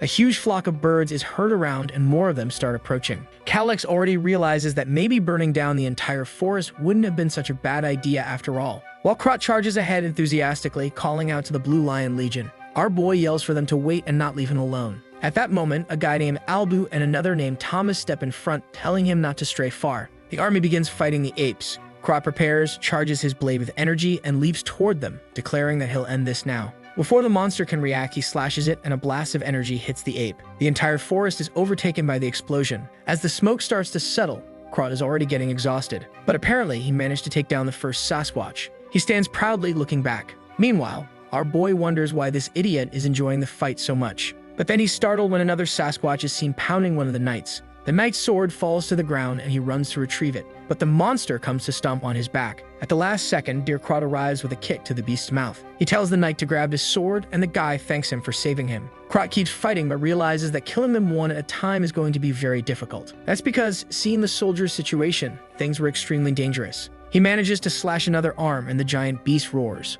The problem is that he's only one man and is starting to get exhausted. Not to mention, even the older apes were stronger than he expected. He decides to try immobilizing some of them and slides under a leg, slashing at its heel. The beast roars and another one goes down. The soldiers get excited, seeing that they have a chance to win. But Krot knows something is wrong. Looking around the forest, they see 8, but there's still one missing. That's when he hears a sound beside him. There's a giant albino one charging toward the prince. And the worst part is that the monster is running and Calyx has no way to escape. Krot rushes, but Albu steps in front, telling the prince to stay back. From a distance, Krot unleashes another lightning attack, and everyone is momentarily blinded. But as the smoke clears, a hand bursts out of it. It strikes Albu in the chest, sending him flying and leaving a crater in the ground. Calyx is shocked, realizing that should have been him. Thomas steps in front, telling the prince not to move. Meanwhile, the monster keeps advancing and Krot is starting to get exhausted. He leaps for another attack while Thomas stays by the prince's side, until Calyx calls out to him, saying he needs to help deal with his Sasquatch. Otherwise, everyone will die. But Thomas didn't want to leave the prince's side because it was too risky. However, Calyx warns him that no one is coming to save them, so if they have a chance to win, it's now. He grabs the knight's arm and says that if more soldiers die, they'll be at a numerical disadvantage. Thomas knows this, but as a knight, he can't abandon the prince just like that, until Calyx yells, asking how long he plans to defy orders. Hearing that, Thomas realizes he has no choice. In the end, the knight has to follow the Lord's orders, and he says he'll obey. Calyx thanks him and then runs off. He follows the crater until he gets close to Albu. Obviously, the poor guy is in bad shape on the ground, and Calyx is horrified at the sight. With one attack, he had lost his arm, and his armor was completely crushed. He approaches, telling the guide not to lose consciousness because he's going to stop the bleeding. He pours a potion into his mouth, but he knows it's not enough. When he removes the armor, he sees that the guy's stomach is a crater. The Sasquatch's punch and hit directly, leaving him with massive internal bleeding. The problem is that these low-level potions aren't enough. They need a healer as soon as possible. He grabs the guy's sword and tells him to stay awake. He'll come back as fast as possible and make sure he survives. Shortly after, in another part of the forest, he hides behind a tree, observing the Sasquatches. This was the hunting region for goblins that Layla had mentioned. But just glancing at them, he's terrified to see the beasts pounding their chests. The monsters were much stronger and more disgusting than he had imagined. He punches the tree, thinking that he really could die here. He's afraid, even though he wants to trust Layla's plan and is sure she set up the traps. If everything goes right, he won't get hurt, but this isn't the world where he's sitting behind a monitor. Breathing heavily, he remembers Albu lying there. He tells himself it's fine. He won't die. He steels himself, saying that he'll do this, and then steps out from behind the tree. He calls out to the Sasquatches, shouting that today is their day to die. The ape charges at him, but suddenly he pulls a lever and several spears strike from behind. They stab right into the beast's ribs, and it drops to the ground immediately. But as soon as the first one fell, another monster noticed and came running toward him. Calyx barely dodges the attack and manages to pull another lever. This time, a rope swings down, slamming the giant beast into the ground. These were extremely sharp spider vines. Additionally, he had asked Layla to coat the spikes with mermaid venom, an incredibly strong anesthetic. Seeing how weak the ape is now, he believes it worked. He steps closer, grabs the sword, and strikes it right in the middle of the head. The feeling of the blade piercing the skull was so much different than in the game. When he pulls the sword out, he's showered in ketchup. The whole thing was disgusting. He never imagined he'd have to go this far, but there he was taking the creatures' lives. He then moves to the other beasts and strikes again, saying that they're detestable. But while he's having his little monologue, a goblin is watching from above. The monster sneaks up on him from behind, and there's no time to react. Blood spurts, and when he turns, someone had jumped in front of him. He falls to the ground as the goblin approaches. When he looks to the side, it had been Albu who had once again saved him. Man, this guy really isn't in good shape. Calyx is consumed by rage and charges at the goblin. He tries to slash, but the little green creature ducks, and he misses the attack. The monster sidesteps and almost clashes him. He barely avoids it, but his shirt is torn. He realizes he only survived because the creature's arms are short. With another swing of his sword, his hand is shaking from how weak his body is. He tries to calm down, at least he has twice the reach of the creature. As long as he doesn't let it get close, he has a chance to win. Suddenly, the goblin lunges at him again. This time, he swings the sword and grazes its ear. He's about to get stabbed when he manages to dodge to the side. He realizes he almost lost an arm. Before he can recover, the monster is already coming at him again. Another slash and another nick on its ear. Again, the goblin goes for his shoulder, but this time he kicks its hand. The moment the creature is disarmed, he screams for it to die and drives the blade into its chest. He's exhausted as the creature's legs go limp. He drops the sword and collapses to his knees in front of the monster. Seeing what he'd done with his own hands, he starts vomiting. This was completely different from the game, and he genuinely thought he was going to die. Suddenly, the system general appears, congratulating him. He had defeated a monster much stronger than him and would receive additional rewards. Additionally, he also defeated an F-class monster. With that, his level rises from 8 to 11. Suddenly, someone calls out to him, and when he looks to the side, it's Krot asking if he's okay. But he quickly notices the dead Sasquatches and the impaled goblin. Krot circles around him, wanting to know if he really wasn't hurt. That's when Calyx asks how the rest of the group is doing. Krot replies that after they killed 2 Sasquatches, the rest fled out of luck. But Calyx knows it wasn't luck, it was Layla's plan. That's when he remembers something and asks where the soldier who was with him is. Krot asks if he means Albu, and our boy says yes. He then points to the side and says he's standing right there. Calyx knew it was impossible for no one to die on the mission, but seeing Albu's body, he apologizes. He blames himself, saying he should have been more careful. Krot stands there observing. Then he says it wasn't Calyx's fault. Besides, Albu had died honorably on the battlefield. But Calyx tells him to stop being ridiculous. Death was just death. There was nothing honorable about it. Krot knows this is the first time the boy has lost his subordinate and understands how he feels. But soon after, more bodies are brought before him. Calyx freezes and asks what happened in the end. Krot says that 3 died and 1 was injured, which was a good outcome given the circumstances. But Calyx can only think that all of this is his fault. He should have forced the knowledge he has about this world without fear of being exposed. Besides, he only survived because of Layla's traps and because Albu stepped in to defend him. He clenches his fists and begins shouting while all the soldiers watch him. He then asks what is done with bodies on the battlefield. Krot explains that if the body isn't in too bad a condition, they can take it back. Calyx simply says to do it, no matter what state they're in. As Krot turns to give the order, he notices everyone crying. The soldiers were moved because, in this world, it wasn't common for a noble to care about their servants. Seeing how he acted, they swore they would protect his life at any cost. Krot noticed everyone's expressions had changed. At least the boy had won a bit of their hearts. Sometime later, Krot approaches our boy. He says that they're ready to leave and are just waiting for the signal. Calyx notices that they're looking at him differently. Seeing their determination, he knew this wasn't the time to feel guilty. He needed to give everyone hope for the future. He then praised everyone's performance in the battle against the Sasquatches. Now they would head to their destination as quickly as possible. However, they wouldn't neglect or abandon anyone who was injured. The men shout that they understand, and then we see what happened an hour ago. Layla was approaching when a Sasquatch lunged at her. Strong as always, she dodges it but hadn't expected them to notice her so quickly. She throws a dagger attached to a rope and leaps to the other side, dodging the Sasquatch's attack and climbing up onto a branch. With that, she blocks the path and jumps back down to the ground. But she turns around and the beast comes at her. It suddenly smashes face first into a trap. With it immobilized, all she had to do was finish it off. But the monster keeps moving and even grabs a tree, pulling it out of the ground. She hadn't expected that. The giant comes in for a crushing hug, but she easily dodges it. Sliding to the side, she starts wrapping the rope around its neck. Before the beast realizes it, it's already being strangled. Somehow, she had managed to make it work. She didn't think it would be possible for this ape to break through those monster tendons. Besides, the ropes were too thin for it to grab with its hands. Then she notices that even while strangled, it's still knocking over trees. She's a bit shocked and decides she needs to finish this quickly. According to what Calyx said, all she had to do was inject the venom straight into its bloodstream. Once again, the ape comes in for a smash, but she dodges and slips behind it. She pulls out a needle and drives it right into the monster's nape. She had done everything he told her to, but she wasn't sure it would actually work. Now her only option was to pray that it worked. The ape, however, doesn't seem to be calming down and keeps thrashing until the trees shatter. Then she realizes the venom isn't working as well as expected. Or rather, is working because the ape's eyes roll back and it crashes face first to the ground. She's impressed that it actually worked. As much as she didn't want to admit it, that blonde brat knew more about poisons than she did. But it's very strange because he changed so much overnight. She's been watching him up close for over a year now. yet suddenly he seems like a completely different person. At least she hopes it's for the better. After all, she never thought she'd get the chance to get revenge again. But maybe now it's possible.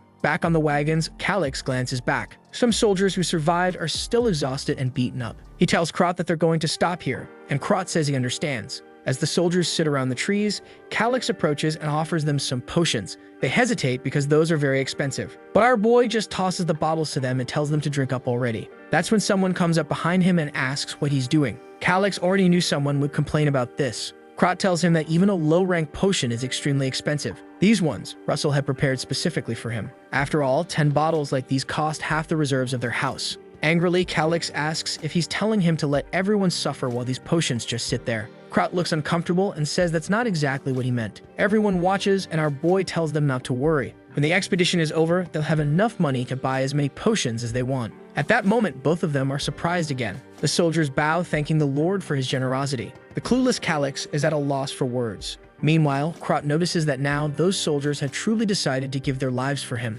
Our boy tells him to wipe that dumb smile off his face and get ready to move out. As soon as he gets on the wagon, the system screen pops up, showing that the support percentage had increased to 18%. He smiles and tells them to move forward. The wagons continue advancing through the forest. Sometime later, someone shouts for them to stop. Krot asks what's wrong, and Calix says they've arrived at the destination. Krot looks confused because he doesn't see any secret vault. Not to mention there's no one guarding the area. What kind of place is this? Calix asks if Layla has sent a message, and Krot says no. With that, they just decide to set up camp there for now. Until further orders, they would stay put. A while later, inside a tent, Calix points to a region on the map and says that the Hoshiran family vault is right there. Krot asks if he's not way off, and our boy says no. At that moment, Krot yells in his face, saying that based on the map, it would take at least a week to get there. The soldiers were already getting exhausted after being away from home for so long, and if they told them they had to march for another week, half would probably give up. Thomas also says that staying in one place for too long is dangerous because they'd be found soon. Calix lazily tells them to listen before they start complaining. He just pointed to the vault's location. He never said they were going there. Krot comes to ask if the objective of the expedition isn't to steal the vault. Calix walks to a corner of the tent and says they'll access it from there. He starts stomping on the ground, searching for something until he steps on a lever. Suddenly, the ground begins to rise and a stone appears in front of him. The men look completely confused as he starts fiddling with some kind of puzzle. Suddenly, the stone sinks back into the ground, revealing an entrance. As soon as the blonde boy steps forward to follow the path, the men grab him, saying it could be a dangerous trap. Our boy says he highly doubts that. Krot then admits he's confused and wants to know how Calix has information about this place. Calix says that what he knows comes from a reliable source. Considering he's been somewhat incompetent so far, he knows it's hard for them to believe him. But soon, they'll see for themselves. Krot looks a bit embarrassed, and Thomas steps in, saying he believes in their leader. A leader who valued even the weakest of his soldiers was someone he could place his trust in. The other soldiers alongside them also say they believe in him. If they follow this path and die anyway, it would be an honor. Krot gets emotional, and our boy tells them to stop trusting him because he's still weak and can't even use mana properly. They were idiots to trust their lives to someone like him. Thomas smiles, and let me tell you, the smiles in this story are dark. I always feel like these guys have some sinister intention. Thomas then says that strength isn't always physical. Our boy tells Krot to stop crying and turns to everyone, saying it's time to go. With that, the army begins descending the stairs. Meanwhile, Calix looks out from the tent, hoping everything went well with Layla. Back with everyone's favorite assassin, Layla is collecting monkey blood. She wipes her face, saying she has enough. Standing in front of the cave, she says it's time for some fun. She starts striking 2 pieces of wood together to start a fire. In the next scene, she's jumping from branch to branch, and from afar, you can see the fire she caused. With that, all the Sasquatches in the area should be drawn to it. The problem, however, was something else. Some hooded guys whose insignias looked eerily familiar were passing through the area and saw some bodies on the ground. Layla already knew these cockroaches would show up. She puts her hand on her dagger, saying she's going to finish this. She'd show them what happens when you turn your back on someone with the position of an executioner. One of the men on the ground starts writing on a paper, saying they're in an emergency. They have found his Sasquatch's body, and there was no one wounded nearby. That meant someone capable of fighting a creature like that was in the area. And in this entire region, there was only one family capable of something like that. He needed to inform the Viscount immediately. Layla is quietly observing from a distance. She sees how they're sealing the letters and knows they're scouts. At that, she analyzes the direction of the wind. She takes some of the blood in her pocket and smears it on the tree next to her. Once again, another guy is sealing a letter, and she's watching from the tree above. The scene shifts to the Sasquatches arriving at the fire. They all want to enter the cave, but suddenly, one of them stops and sniffs the air. All of them begin roaring and change direction. One of the scouts carrying the letter is leaping from branch to branch. Thinking he needs to deliver the information as quickly as possible, He stops on a branch to check the path ahead and takes a dagger straight to the chest. He looks down, sees the blade, and when he turns to look behind him, he's kicked to the ground. Man, he falls like a piece of trash. Layla approaches the body, grabs the letter, and realizes it's important to inform the prince about this. She immediately starts running. Meanwhile, the Sasquatches are wandering through the forest, following the scent of blood. At the same time, the group continues advancing through the tunnel. Calyx knows that this place was built by a wizard who had retired to conduct experiments, so it wouldn't make sense for that person to set up a bunch of traps in their own house. Krot argues that it's for ensuring the person's safety. However, our boy places his hand on the wall and says there are no traces of digging. The stairs, too, were crafted using magic. To have that kind of power, the person would have to be at least an 8th class archmage, which means if this person really wanted to set traps, everyone here would already be dead. Krot doesn't quite know how to respond. Then, following the path, they reach a passage leading into a massive room. Excited, Krot orders Thomas to protect their boy while the rest search for treasure. Calyx says that if they find any intermediate-level potions, they should give them to the injured soldiers. He walks over to a chair and sits down calmly. At that moment, Thomas asks how Viscount Hosherin discovered such a ruin. Our boy says maybe it was luck or someone shared the information, but he isn't sure. Thomas then remarks that it's strange they even had a magical crystal ball. Suddenly, Calyx's expression changes and he wonders if this is what he thinks it is. Even though the magical protections had weakened, it wasn't something the Viscount could break easily. He then asks who the Viscount's lord is and Thomas replies that it's Marcus Antonio. Calyx realizes he'll have to prepare for the worst. At that moment, Krot shows up with the intermediate potions Calyx mentioned. Calyx immediately tells him to hand them out to the soldiers and Krot does so. Though he can't help but think it's far too expensive to waste like this. But Calyx knows that, at a time like this, it's more important to have soldiers than to keep potions stored away. They then show him some magical crystals, additional potions, materials, and other items. None of it was useless, but there wasn't anything incredibly valuable either. However, Calyx knows that if the system said, "This is a treasure ruin," there's still something hidden here. Suddenly, he senses something coming from the corner of the room. Out of nowhere, Krot puts his hand in front of him and asks what's wrong. Krot says they've already completed their investigation and there's nothing lurking in the shadows, so he should stop trying to act alone. But Calyx walks forward anyway, saying he doesn't care because Krot wouldn't understand. He starts running his hand along the wall, trying to remember where the secret door was located. That's when he finds a small hole for his thumb and everything begins to shift. Here comes the boy's treasure. Looks like those 10 years of playing games really paid off. Inside, there's a giant crystal ball surrounded by smaller crystal spheres. Additionally, it's like a monitoring room that could oversee their entire approach. Krot, however, points out that there's something very strange about this place. They had investigated all the ruins, yet he doesn't recall seeing a room like this. Calyx explains that this is what's called a false ruin. In the past, it was common to make 2 entrances. One of them was easy to find but contained nothing valuable, so most people would give up. Krot deduces that the false ruin must be the Hosherin family's secret vault, and Calyx says that since everything is connected, they can reach it from here. He places his hand on the sphere, trying to recall which function needs to be activated. After fiddling with it for a bit, they hear a sound nearby. When Krot runs over, he sees a door opening and Calyx tells him this leads to the false ruin, but he says there's more. Looking further at the spheres, he points out that in the false ruin, there's an entrance. That entrance leads to the silver mines that have been making the Hosherin family so much money. Krot says that now it's clear how the royal family never noticed this. Calyx warns that since they don't see anyone here, it likely means the area is only used at specific times. And to ensure rumors don't spread, the workers are probably killed soon after. Krot is furious, but Calyx reassures him, saying it's fine. All they need to do is disable the crystal ball the Hosherins use as a key. It's like modifying security codes and access connections. After taking everything they need, he'll obviously leave a present for those guys. He then tells Krot to take the men and start collecting all the crates because it's time to leave. But Krot looks sad again about leaving the prince's side. For heaven's sake, bring back my wife you already. Calyx says he can handle it alone and Krot reluctantly agrees, saying he'll return soon. With that, he leaves and Calyx celebrates finally having a moment to himself. And when you know it, our boy finds yet another secret passage. Inside, he discovers an item he's very familiar with from the game, though it looks very different in person. It's the bracelet of the Grand Alchemy Priest. The translation here is garbage, isn't it? And I'm translating the garbage translation, so this is peculiar. Its effect is that when you're on the brink of death, it activates a protective barrier that lasts for 2 hours. But if you take another very strong hit while the barrier is active, obviously, it breaks. The item had a cooldown period of 1 week, and after 3 activations, it would stop working. However, it was perfect for him, since at this moment he has no combat abilities. He slips it onto his wrist, thinking that now it's as if he has 3 extra lives.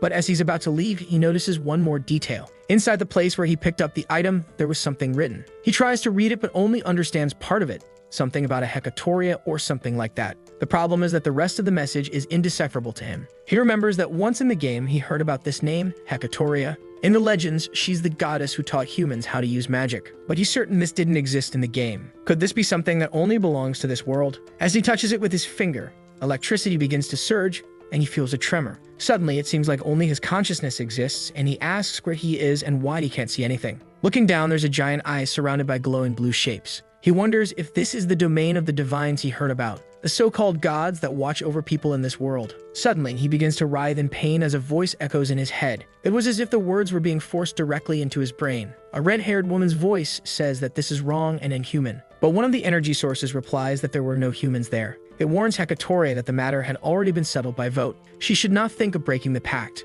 The woman protests, saying it's violence and she won't agree to it. Another voice says that if she wants so badly to be human, her wish would be granted. Suddenly, she appears kneeling atop the giant eye. Calix hears a terrifying sound he can't comprehend. While Hecatoria is screaming in the middle of it all, he covers his ears because he can't bear to listen any longer. The voices declare that Hecatoria has now fallen to the rank of a demigod. It would no longer be appropriate to call her by her old name. From now on, she would become an object of hatred, driven into miserable madness by the very insects she adored. They were eager to see the expression on her face at that moment. Suddenly, Calix finds himself back in the room. I'm confused, he's confused, you're confused. This must be the author's intent. Out of nowhere, the cistern window pops up and Calix is shocked. He had obtained a fragment of Hecatoria's first authority. It appears to be a skill that deals area of effect damage to all nearby enemies. The damage scales with his level and is impossible to dodge. However, the more enemies there are, the less damage it deals overall. Calix knows that abilities normally range from rank F to rank S, but there are exceptions when it comes to so-called unique abilities.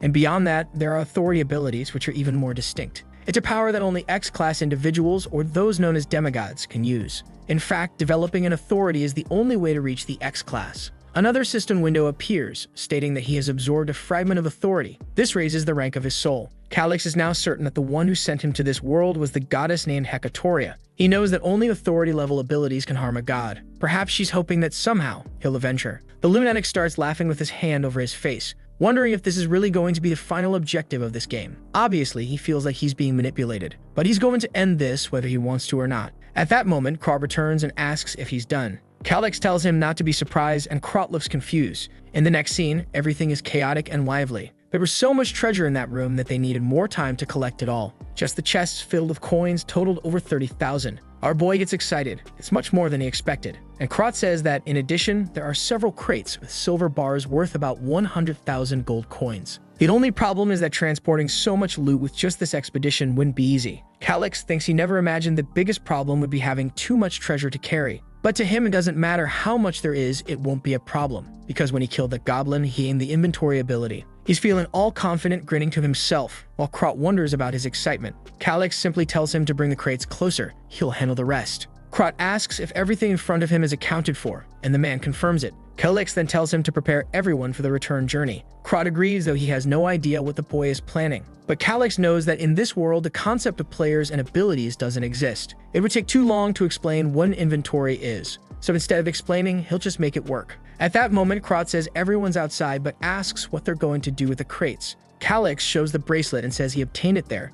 It has a subspace magic ability. It's an extremely rare artifact with enough room to store all the crates. Krot's eyes go wide and he asks where Calix got something like that. Our boy simply tells him to keep quiet and keep it a secret. He says that truly understanding something that valuable would be dangerous if others found out. He then says he's heading out and Krot agrees while still stunned. Calix thanks him as he leaves. Now he needed to focus on the objective. Thinking of the inventory, the cistern window pops up. He wonders if it's going to be as simple as a game. He touches one of the crates, and immediately it appears in the inventory as silver bars. It looks as easy as he imagined, and he begins loading his inventory. Man, the kid's like Minecraft, stacking everything in piles of 99. With all the treasure collected, it was time to return. He climbs the stairs, and the men greet him, saying that everyone is ready for the journey back. But Calix is looking around. He wants to know if Layla still hasn't returned. Krot says no and questions whether maybe she betrayed them and fled. That's why he never trusted her from the beginning. Calix tells him to wake up to reality. It wasn't a coincidence that the Sasquatches fled at that exact moment during the fight. After explaining what happened,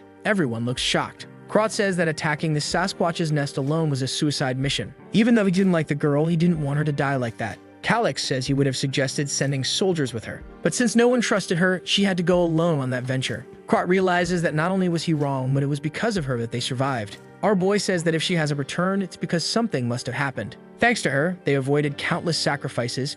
Now it was time to help her. Everyone stands at attention. Krot says he'll follow the Lord's orders. The other knights say that if she risked her life to save everyone, they needed to help her. Meanwhile, the clueless servant is just thinking that everything in this mission has been trouble. At least now, as a knight, he would complete his duty. Calyx orders them to split into a squad to search for her, while the rest will hide in the ruin. He's considering two possibilities for what might have happened to Layla. Either she was pursued by the Sasquatch leader or by the organization she belongs to. At this moment, he still believes it's the Sasquatches since no other pursuers have shown up yet. Besides, he's certain she's careful enough not to be caught in the act. The problem now is figuring out how to find her. Krot asks what they'll do next, and Calyx checks that everyone is ready. The plan for now was to head straight to the Sasquatch base and start avenging those monkeys. Before Krot can protest, Calyx places some herbs in his hands and tells him to burn them. It would produce a kind of oil that everyone should coat their weapons with. He warns Krot not to complain about the plan, and Krot just agrees. Calyx looks up, telling Layla to hold on. Sometime later, they're spying on the Sasquatch's base.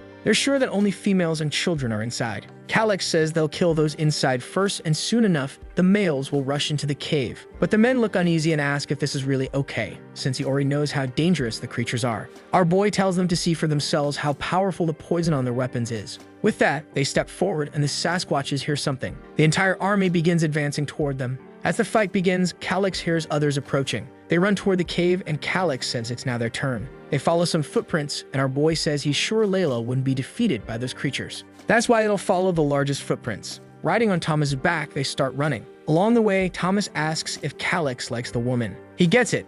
After all, she's a very attractive woman. Calyx tells him to focus on the mission and stop joking around. But Thomas replies that he never imagined she would volunteer for something so dangerous. Calyx responds that it's because she realized they needed her too. At this moment, the Shekin family is the only place that's good for her. Thinking about the girl's appearance, Calyx knows that on Earth, she'd be a celebrity. But Layla doesn't care about that. Maybe it's because she's always lived with the urgency to survive. The first large-scale content of this game is called the Invasion of Jaboru, and the faction living in these mountains played a direct role in that event. Perhaps from the very beginning, Selvio was intentionally planning all of this. Inside the cave, Krot is amazed they won. The men are cheering, saying that, just as the Lord said, it was very easy to kill the apes with the poison. But they remind each other there's no time to rest, and they quickly set off running again. Krot is impressed, saying that when it comes to poison, he truly respects Calyx. At the very least, he hopes Layla is safe. But then they spot someone lying on the ground, blood at their mouth. On their way, Thomas and Calyx notice something. Our boy is shocked to see Layla lying on the ground, surrounded by two wolves.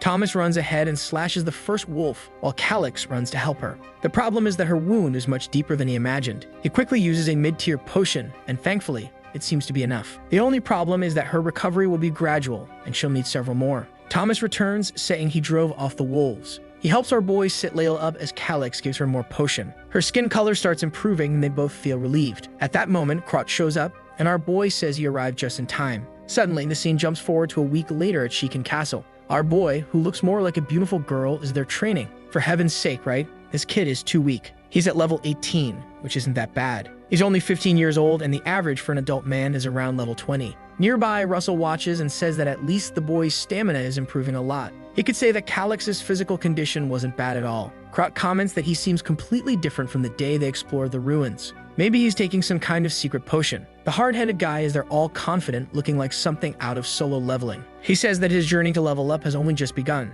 The servant suggests they start sword training right away, but Russell says that Calyx's body needs to recover first. Suddenly, Calyx announces that he has something to resolve at the magical tower today. Krot didn't know about this, but our boy tells him to get ready because he's coming along for the visit. With that, he begins to leave, but Russell remarks that it seems Calyx now trusts Krot a lot. Krot responds that he doesn't know why, but he's certain the boy has exceptional talent. Besides, he genuinely cares about his subordinates and the people of the kingdom. Russell comments that lately it's been hard to understand the boy's actions and way of thinking. Krot says that while he may be talented, he still needs a master to guide him. But Russell counters that the priority right now is for Calyx to obtain his official title. He needs to complete the coming-of-age ceremony and advance to Class 4 soon. Still, the fear Russell once had about the future of the territory had disappeared. He never imagined someone suitable would appear this early. The scene shifts to the branch of the magical tower in Shekin's territory. Amidst an endless library, someone welcomes them. Our two boys appear, and here comes another dangerous situation. We're all thinking about Layla. Where is that girl who vanished after the rescue? A woman welcomes the beautiful boy and the muscular man, pulling them in and cheerfully telling them to make themselves at home. She seems strangely upbeat for a mage. She then asks if they'd like tea and uses telekinesis to set the cups in front of them. As she touches the teapot, steam begins to rise. Calix is impressed that an isolated place like this has a Class 5 mage. Her name is Rosen Dreamwalker, 32 years old, though she looks 26. She serves the tea and asks why he looks so surprised. Calix says he didn't expect to meet someone as incredible as her in such a rural area. Strangely, Krot is already wondering if this woman is Calix's type. Calix then says that if she can heat tea in an instant, she's at least a Class 5 mage. He's certain that it's impossible for a woman in her 20s to achieve something like that without immense talent. The cheaty guy knows she's 32 but is just buttering her up, right? She's all flustered. The fool fell for the trap. Krot is about to comment that she's not in her 20s, but our boy squeezes his arm. The trick works, and she's all happy but admits she's already over 30. Our boy is the master of charm and asks if she has any secrets for staying so youthful. While she says all she does is wash her face with water, Krot is just sitting there listening to the two of them. Some time passes. Finally, Rosen asks what brings the two of them to her tower. They were finally getting to the point. Calix says he's there to buy explosion scrolls. She's impressed, saying he must be a very unique client. She tells him that 30 of those scrolls would cost 600 gold. But because he's such a cute boy, she'll only charge him 500. Our boy is thrilled to see that using his looks can get him a discount. He asks if that won't get her into trouble. Rosen reassures him, saying she has the authority to adjust prices. Calix then says he actually has one more request. It's a bit hard to say, but he wants to borrow from the reserve fund. That doesn't make her very happy. She asks how much he's thinking of borrowing. When he says 60,000, the woman spits out her tea. Of course, she says there's no way she can lend that much money. But our boy reveals that he'll leave gold coins and silver bars as collateral. And until he pays it back, she can also charge interest. At the mention of interest, Rosen, who clearly has a bit of a loan shark vibe, starts looking excited. Calix explains that it'll only be a short-term loan, but he really needs it. That's because it would be madness for Gerard to find out he's using the very coins Calix stole from him. Calix knows this is the only place he can get 60,000 gold. Rosen lowers her head, apologizes, and says that unfortunately, it's just too much. Calix didn't expect that. It seems his favorability wasn't high enough, or maybe he was just too hasty. She adds that she's sure the supervisor would reject it. But then she suggests an alternative. Covering her mouth with her hand, she says the people at Central Headquarters don't keep much of an eye on her area. Maybe it's possible to do it, but it would have to remain a secret between the three of them. If he pays it back within 6 months, there won't be any problems. But as soon as the 6 months passed, she would sell all the gold and silver to recover the money. Our boy is thrilled. That was exactly his plan. Mages are greedy because they need resources to conduct their research. And she was definitely thinking he wouldn't have the money to pay it back, so she'd pocket all the interest. He bows deeply and thanks her, saying he'd be very relieved if she could do this. Meanwhile, he's thinking that now he's resolved the debt with Gerard. Speaking of the fool, he's sitting in front of a subordinate demanding the map. He slams it on the table, furious because it seems that one of the patrols near the vault has disappeared. He begins to wonder if he's in any danger. That's when he realizes that if someone had a direct path to the vault, it would take less than a day. The guy is about to explode with rage. Immediately, he orders everyone to prepare to head to the lands of Golda. The problem is that the direct path was very different. Layla's former team runs headfirst into a golem. With Gerard right behind them, they have no choice but to attack. The golem swings its massive hand, and they realize they won't have time to dodge. The fools get sent flying. The weaker guys nearby already know that if they try to advance, they'll die too. They didn't even need to get close, they got flattened on the spot. Another man, his hair turning white with fear, shouts for caution. But he gets crushed too. Man, these guys are getting destroyed. 2 more idiots panic and another golem finishes them off. Gerard stands there, silent, while the trainer of those men wonders why a golem has appeared. A creature like that doesn't form naturally, which means there's at least a Class 5 mage nearby. He turns to Gerard and suggests they retreat. But Gerard shouts at him, demanding to know why he's saying that. No matter what happens, they must press forward. The path had to be cleared within 24 hours because they had tributes to pay to the Marquis. Even if everyone died in that place, they were to keep moving forward. Back at the tower, Rosen casually asks if they've received a little gift. She wonders if it's something romantic, like a lover or an affair. Our boy says no, and she replies that in that case, she'd like to receive a gift from him. Just then, Layla bursts through the door, asking if there's really an old hag trying to seduce her lord. Calix enters and announces that all the loveish has already been stored in the tower. Meanwhile, Layla is just glaring at Rosen. Our boy thanks her for the good work and hands her something. He then asks both of them to wait outside. As they leave, Layla asks why the prince was talking to that mage. Krot just whistles, saying he has no idea why. Inside, Rosen is all happy and blushing, saying it's wonderful. Our boy gave her a necklace of golden pearls, and she asked if he's really going to give her something like that. He says it's a token of gratitude for the funds she's preparing for them. This was, of course, the artifact the system had shown him. He tells her not to forget to keep all of this a secret. If they tried to do this the proper way, the paperwork would never be approved. But Calix knows she's angling for the interest she'd earn on the loan for the magical tower. Rosen reassures him, saying she'll keep that in mind and that he can count on her. She then asks why he wants so many explosion scrolls. Was he preparing for a war?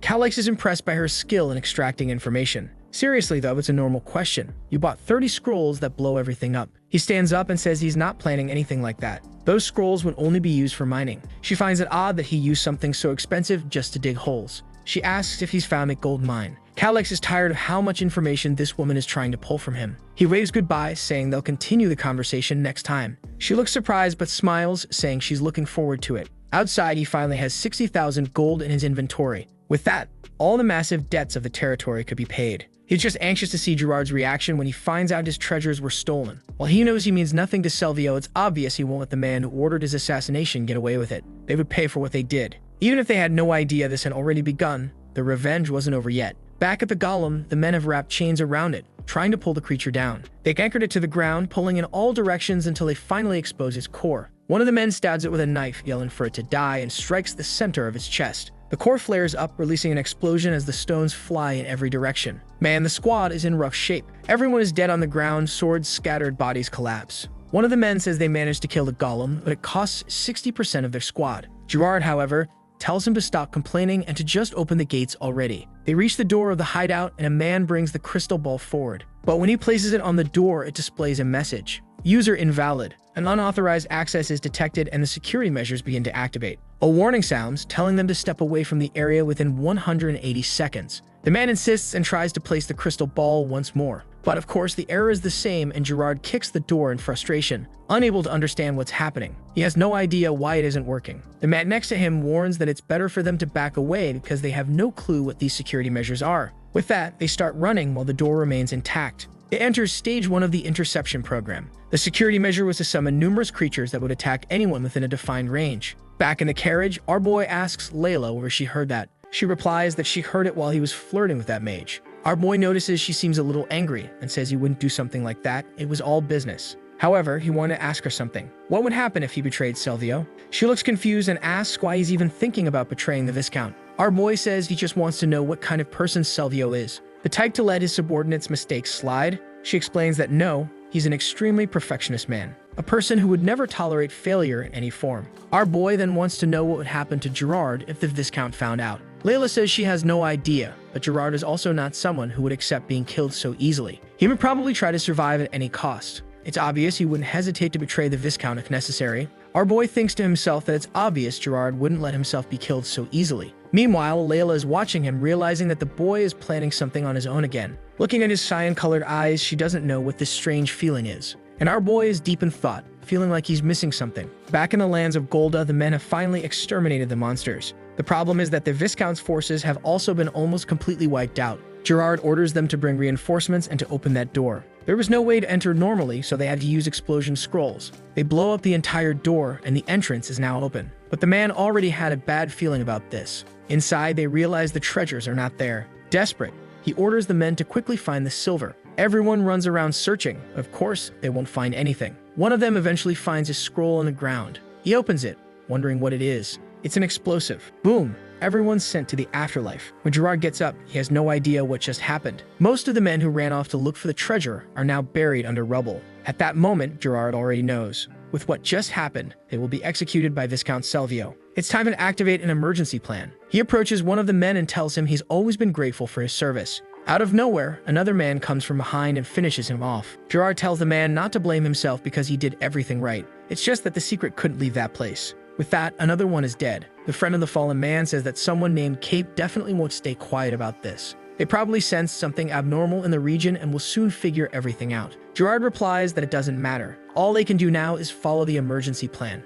The scene shifts to Viscount Selvio's villa. Gerard is there and the old man says nothing. He just stands there until finally he says he heard the story. Immediately, Gerard throws himself to the ground, banging his head and begs for forgiveness. Selvio says he doesn't care about apologies since results are the only thing that matters. He wants to know where the silver he had saved for the greater cause has gone. Gerard says it must be the work of some tomb raiders. He explains that somehow they must have dug their way in within a day. The man says that doesn't make sense since the security system would have been activated. Not to mention it would take a long time to dig that deep. Gerard lies, saying that most of the silver coins are still there. There's no way a handful of tomb raiders could have stolen everything in such a short span of time. Besides, they're already keeping an eye on all the merchants in the region to see where the precious metals will end up. Once that happens, they'll ambush them. Silver coins aren't something you can take far away very easily. Eventually, whoever stole them will return to sell them. Salvio says he understands and warns that it's best to capture those people as soon as they return. Gerard assures him there's nothing to worry about.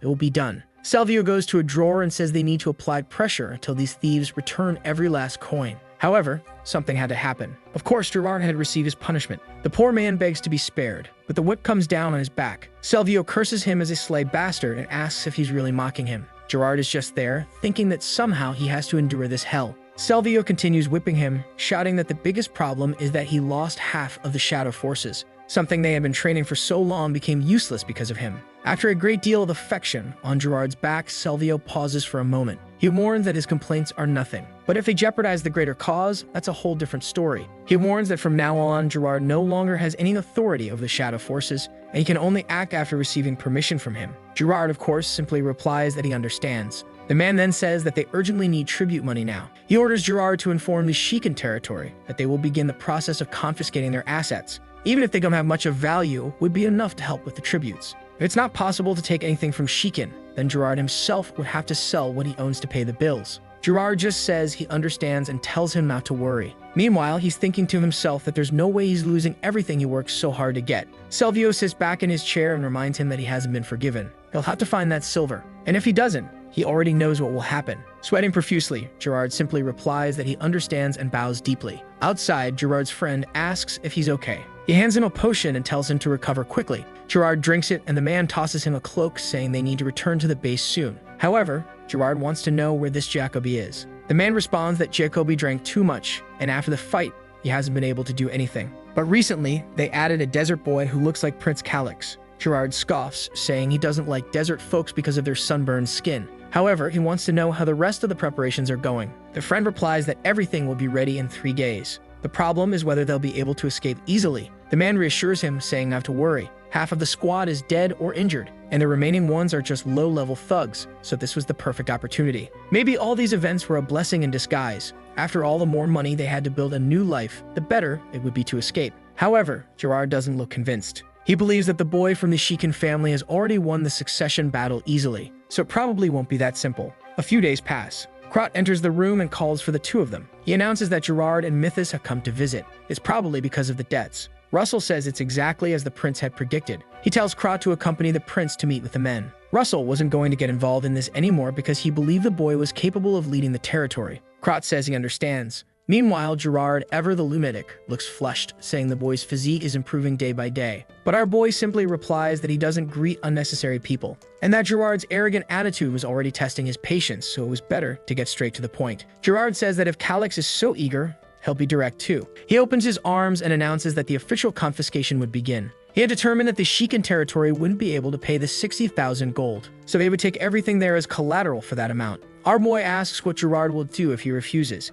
With a finger to his nose, Gerard replies that he'll call for a senior official to ensure Calix doesn't escape. And obviously, a forced audit of the territory would happen. Krot insults Gerard, but the man replies that this isn't a time for violence. It's just that he needs to be a bit more assertive in recovering his funds, as much as he also thinks this is the worst-case scenario. Our boy says that if Gerard really thinks it's that bad, he should delay the payment even further. Gerard replies that if Calix were a little more sincere, maybe that could happen. At that moment, Krot realizes the man is subtly asking for a bribe, but Calix feels that paying off the debt now would just leave him at a loss. However, to avoid complicating things for now, he decides to stick to the usual script. He announces that he has managed to gather most of the money, so there's no need for him to be sincere at all. Gerard suddenly stands up and demands to know how he gathered 60,000. Our boy asks why he looks so angry and surprised.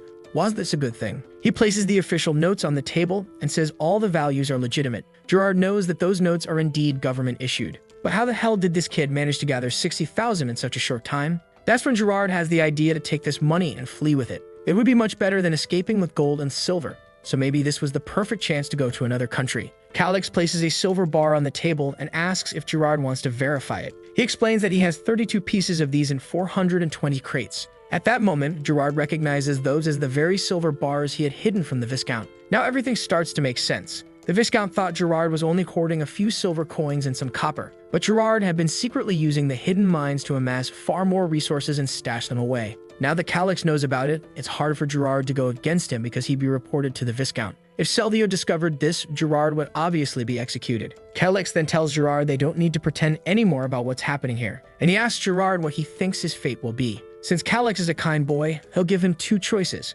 Either he confesses that he was stealing for Selvio and faces punishment, or he betrays the Viscount and flees this place. Gerard is just seething with frustration. While the boy knows that Gerard is completely cornered, to give him a sliver of hope and help the man out, he decides to take action. Calix tells Gerard that he will help him survive if he chooses to flee. This was a very rare opportunity, so he wants to hear Gerard's answer. Krat seems a bit confused about the prince's plan. Gerard replies that just helping him escape the territory isn't enough. Our boy says he can provide solid support to ensure no one touches him. Gerard asks if the prince is trying to make him serve him. Calix responds that Gerard is already hated by the most powerful person in this region, so obviously that wouldn't be a good deal. Gerard then says that if he had someone even more powerful than that man, surely the prince would be the one conceding. Calix replies that Gerard has finally understood and places a sheet of paper in front of him. He says that once Gerard signs it, he'll reveal the plan. The paper states that the Shikan territory has already paid off all its debts to Myrtus companies. The lunatic starts laughing, saying that Calix really is terrifying. It seems the boy has been deceiving the entire world this whole time. Gerard says he'll sign because he has no other option. After all, he doesn't want to become an enemy of the blonde boy. Our boy thanks him, while Gerard thinks to himself that eventually, he'll manage to get a like on this video that helps Mamoru make more juicy content for his viewers, activate the cheeky little bell, and I'm out.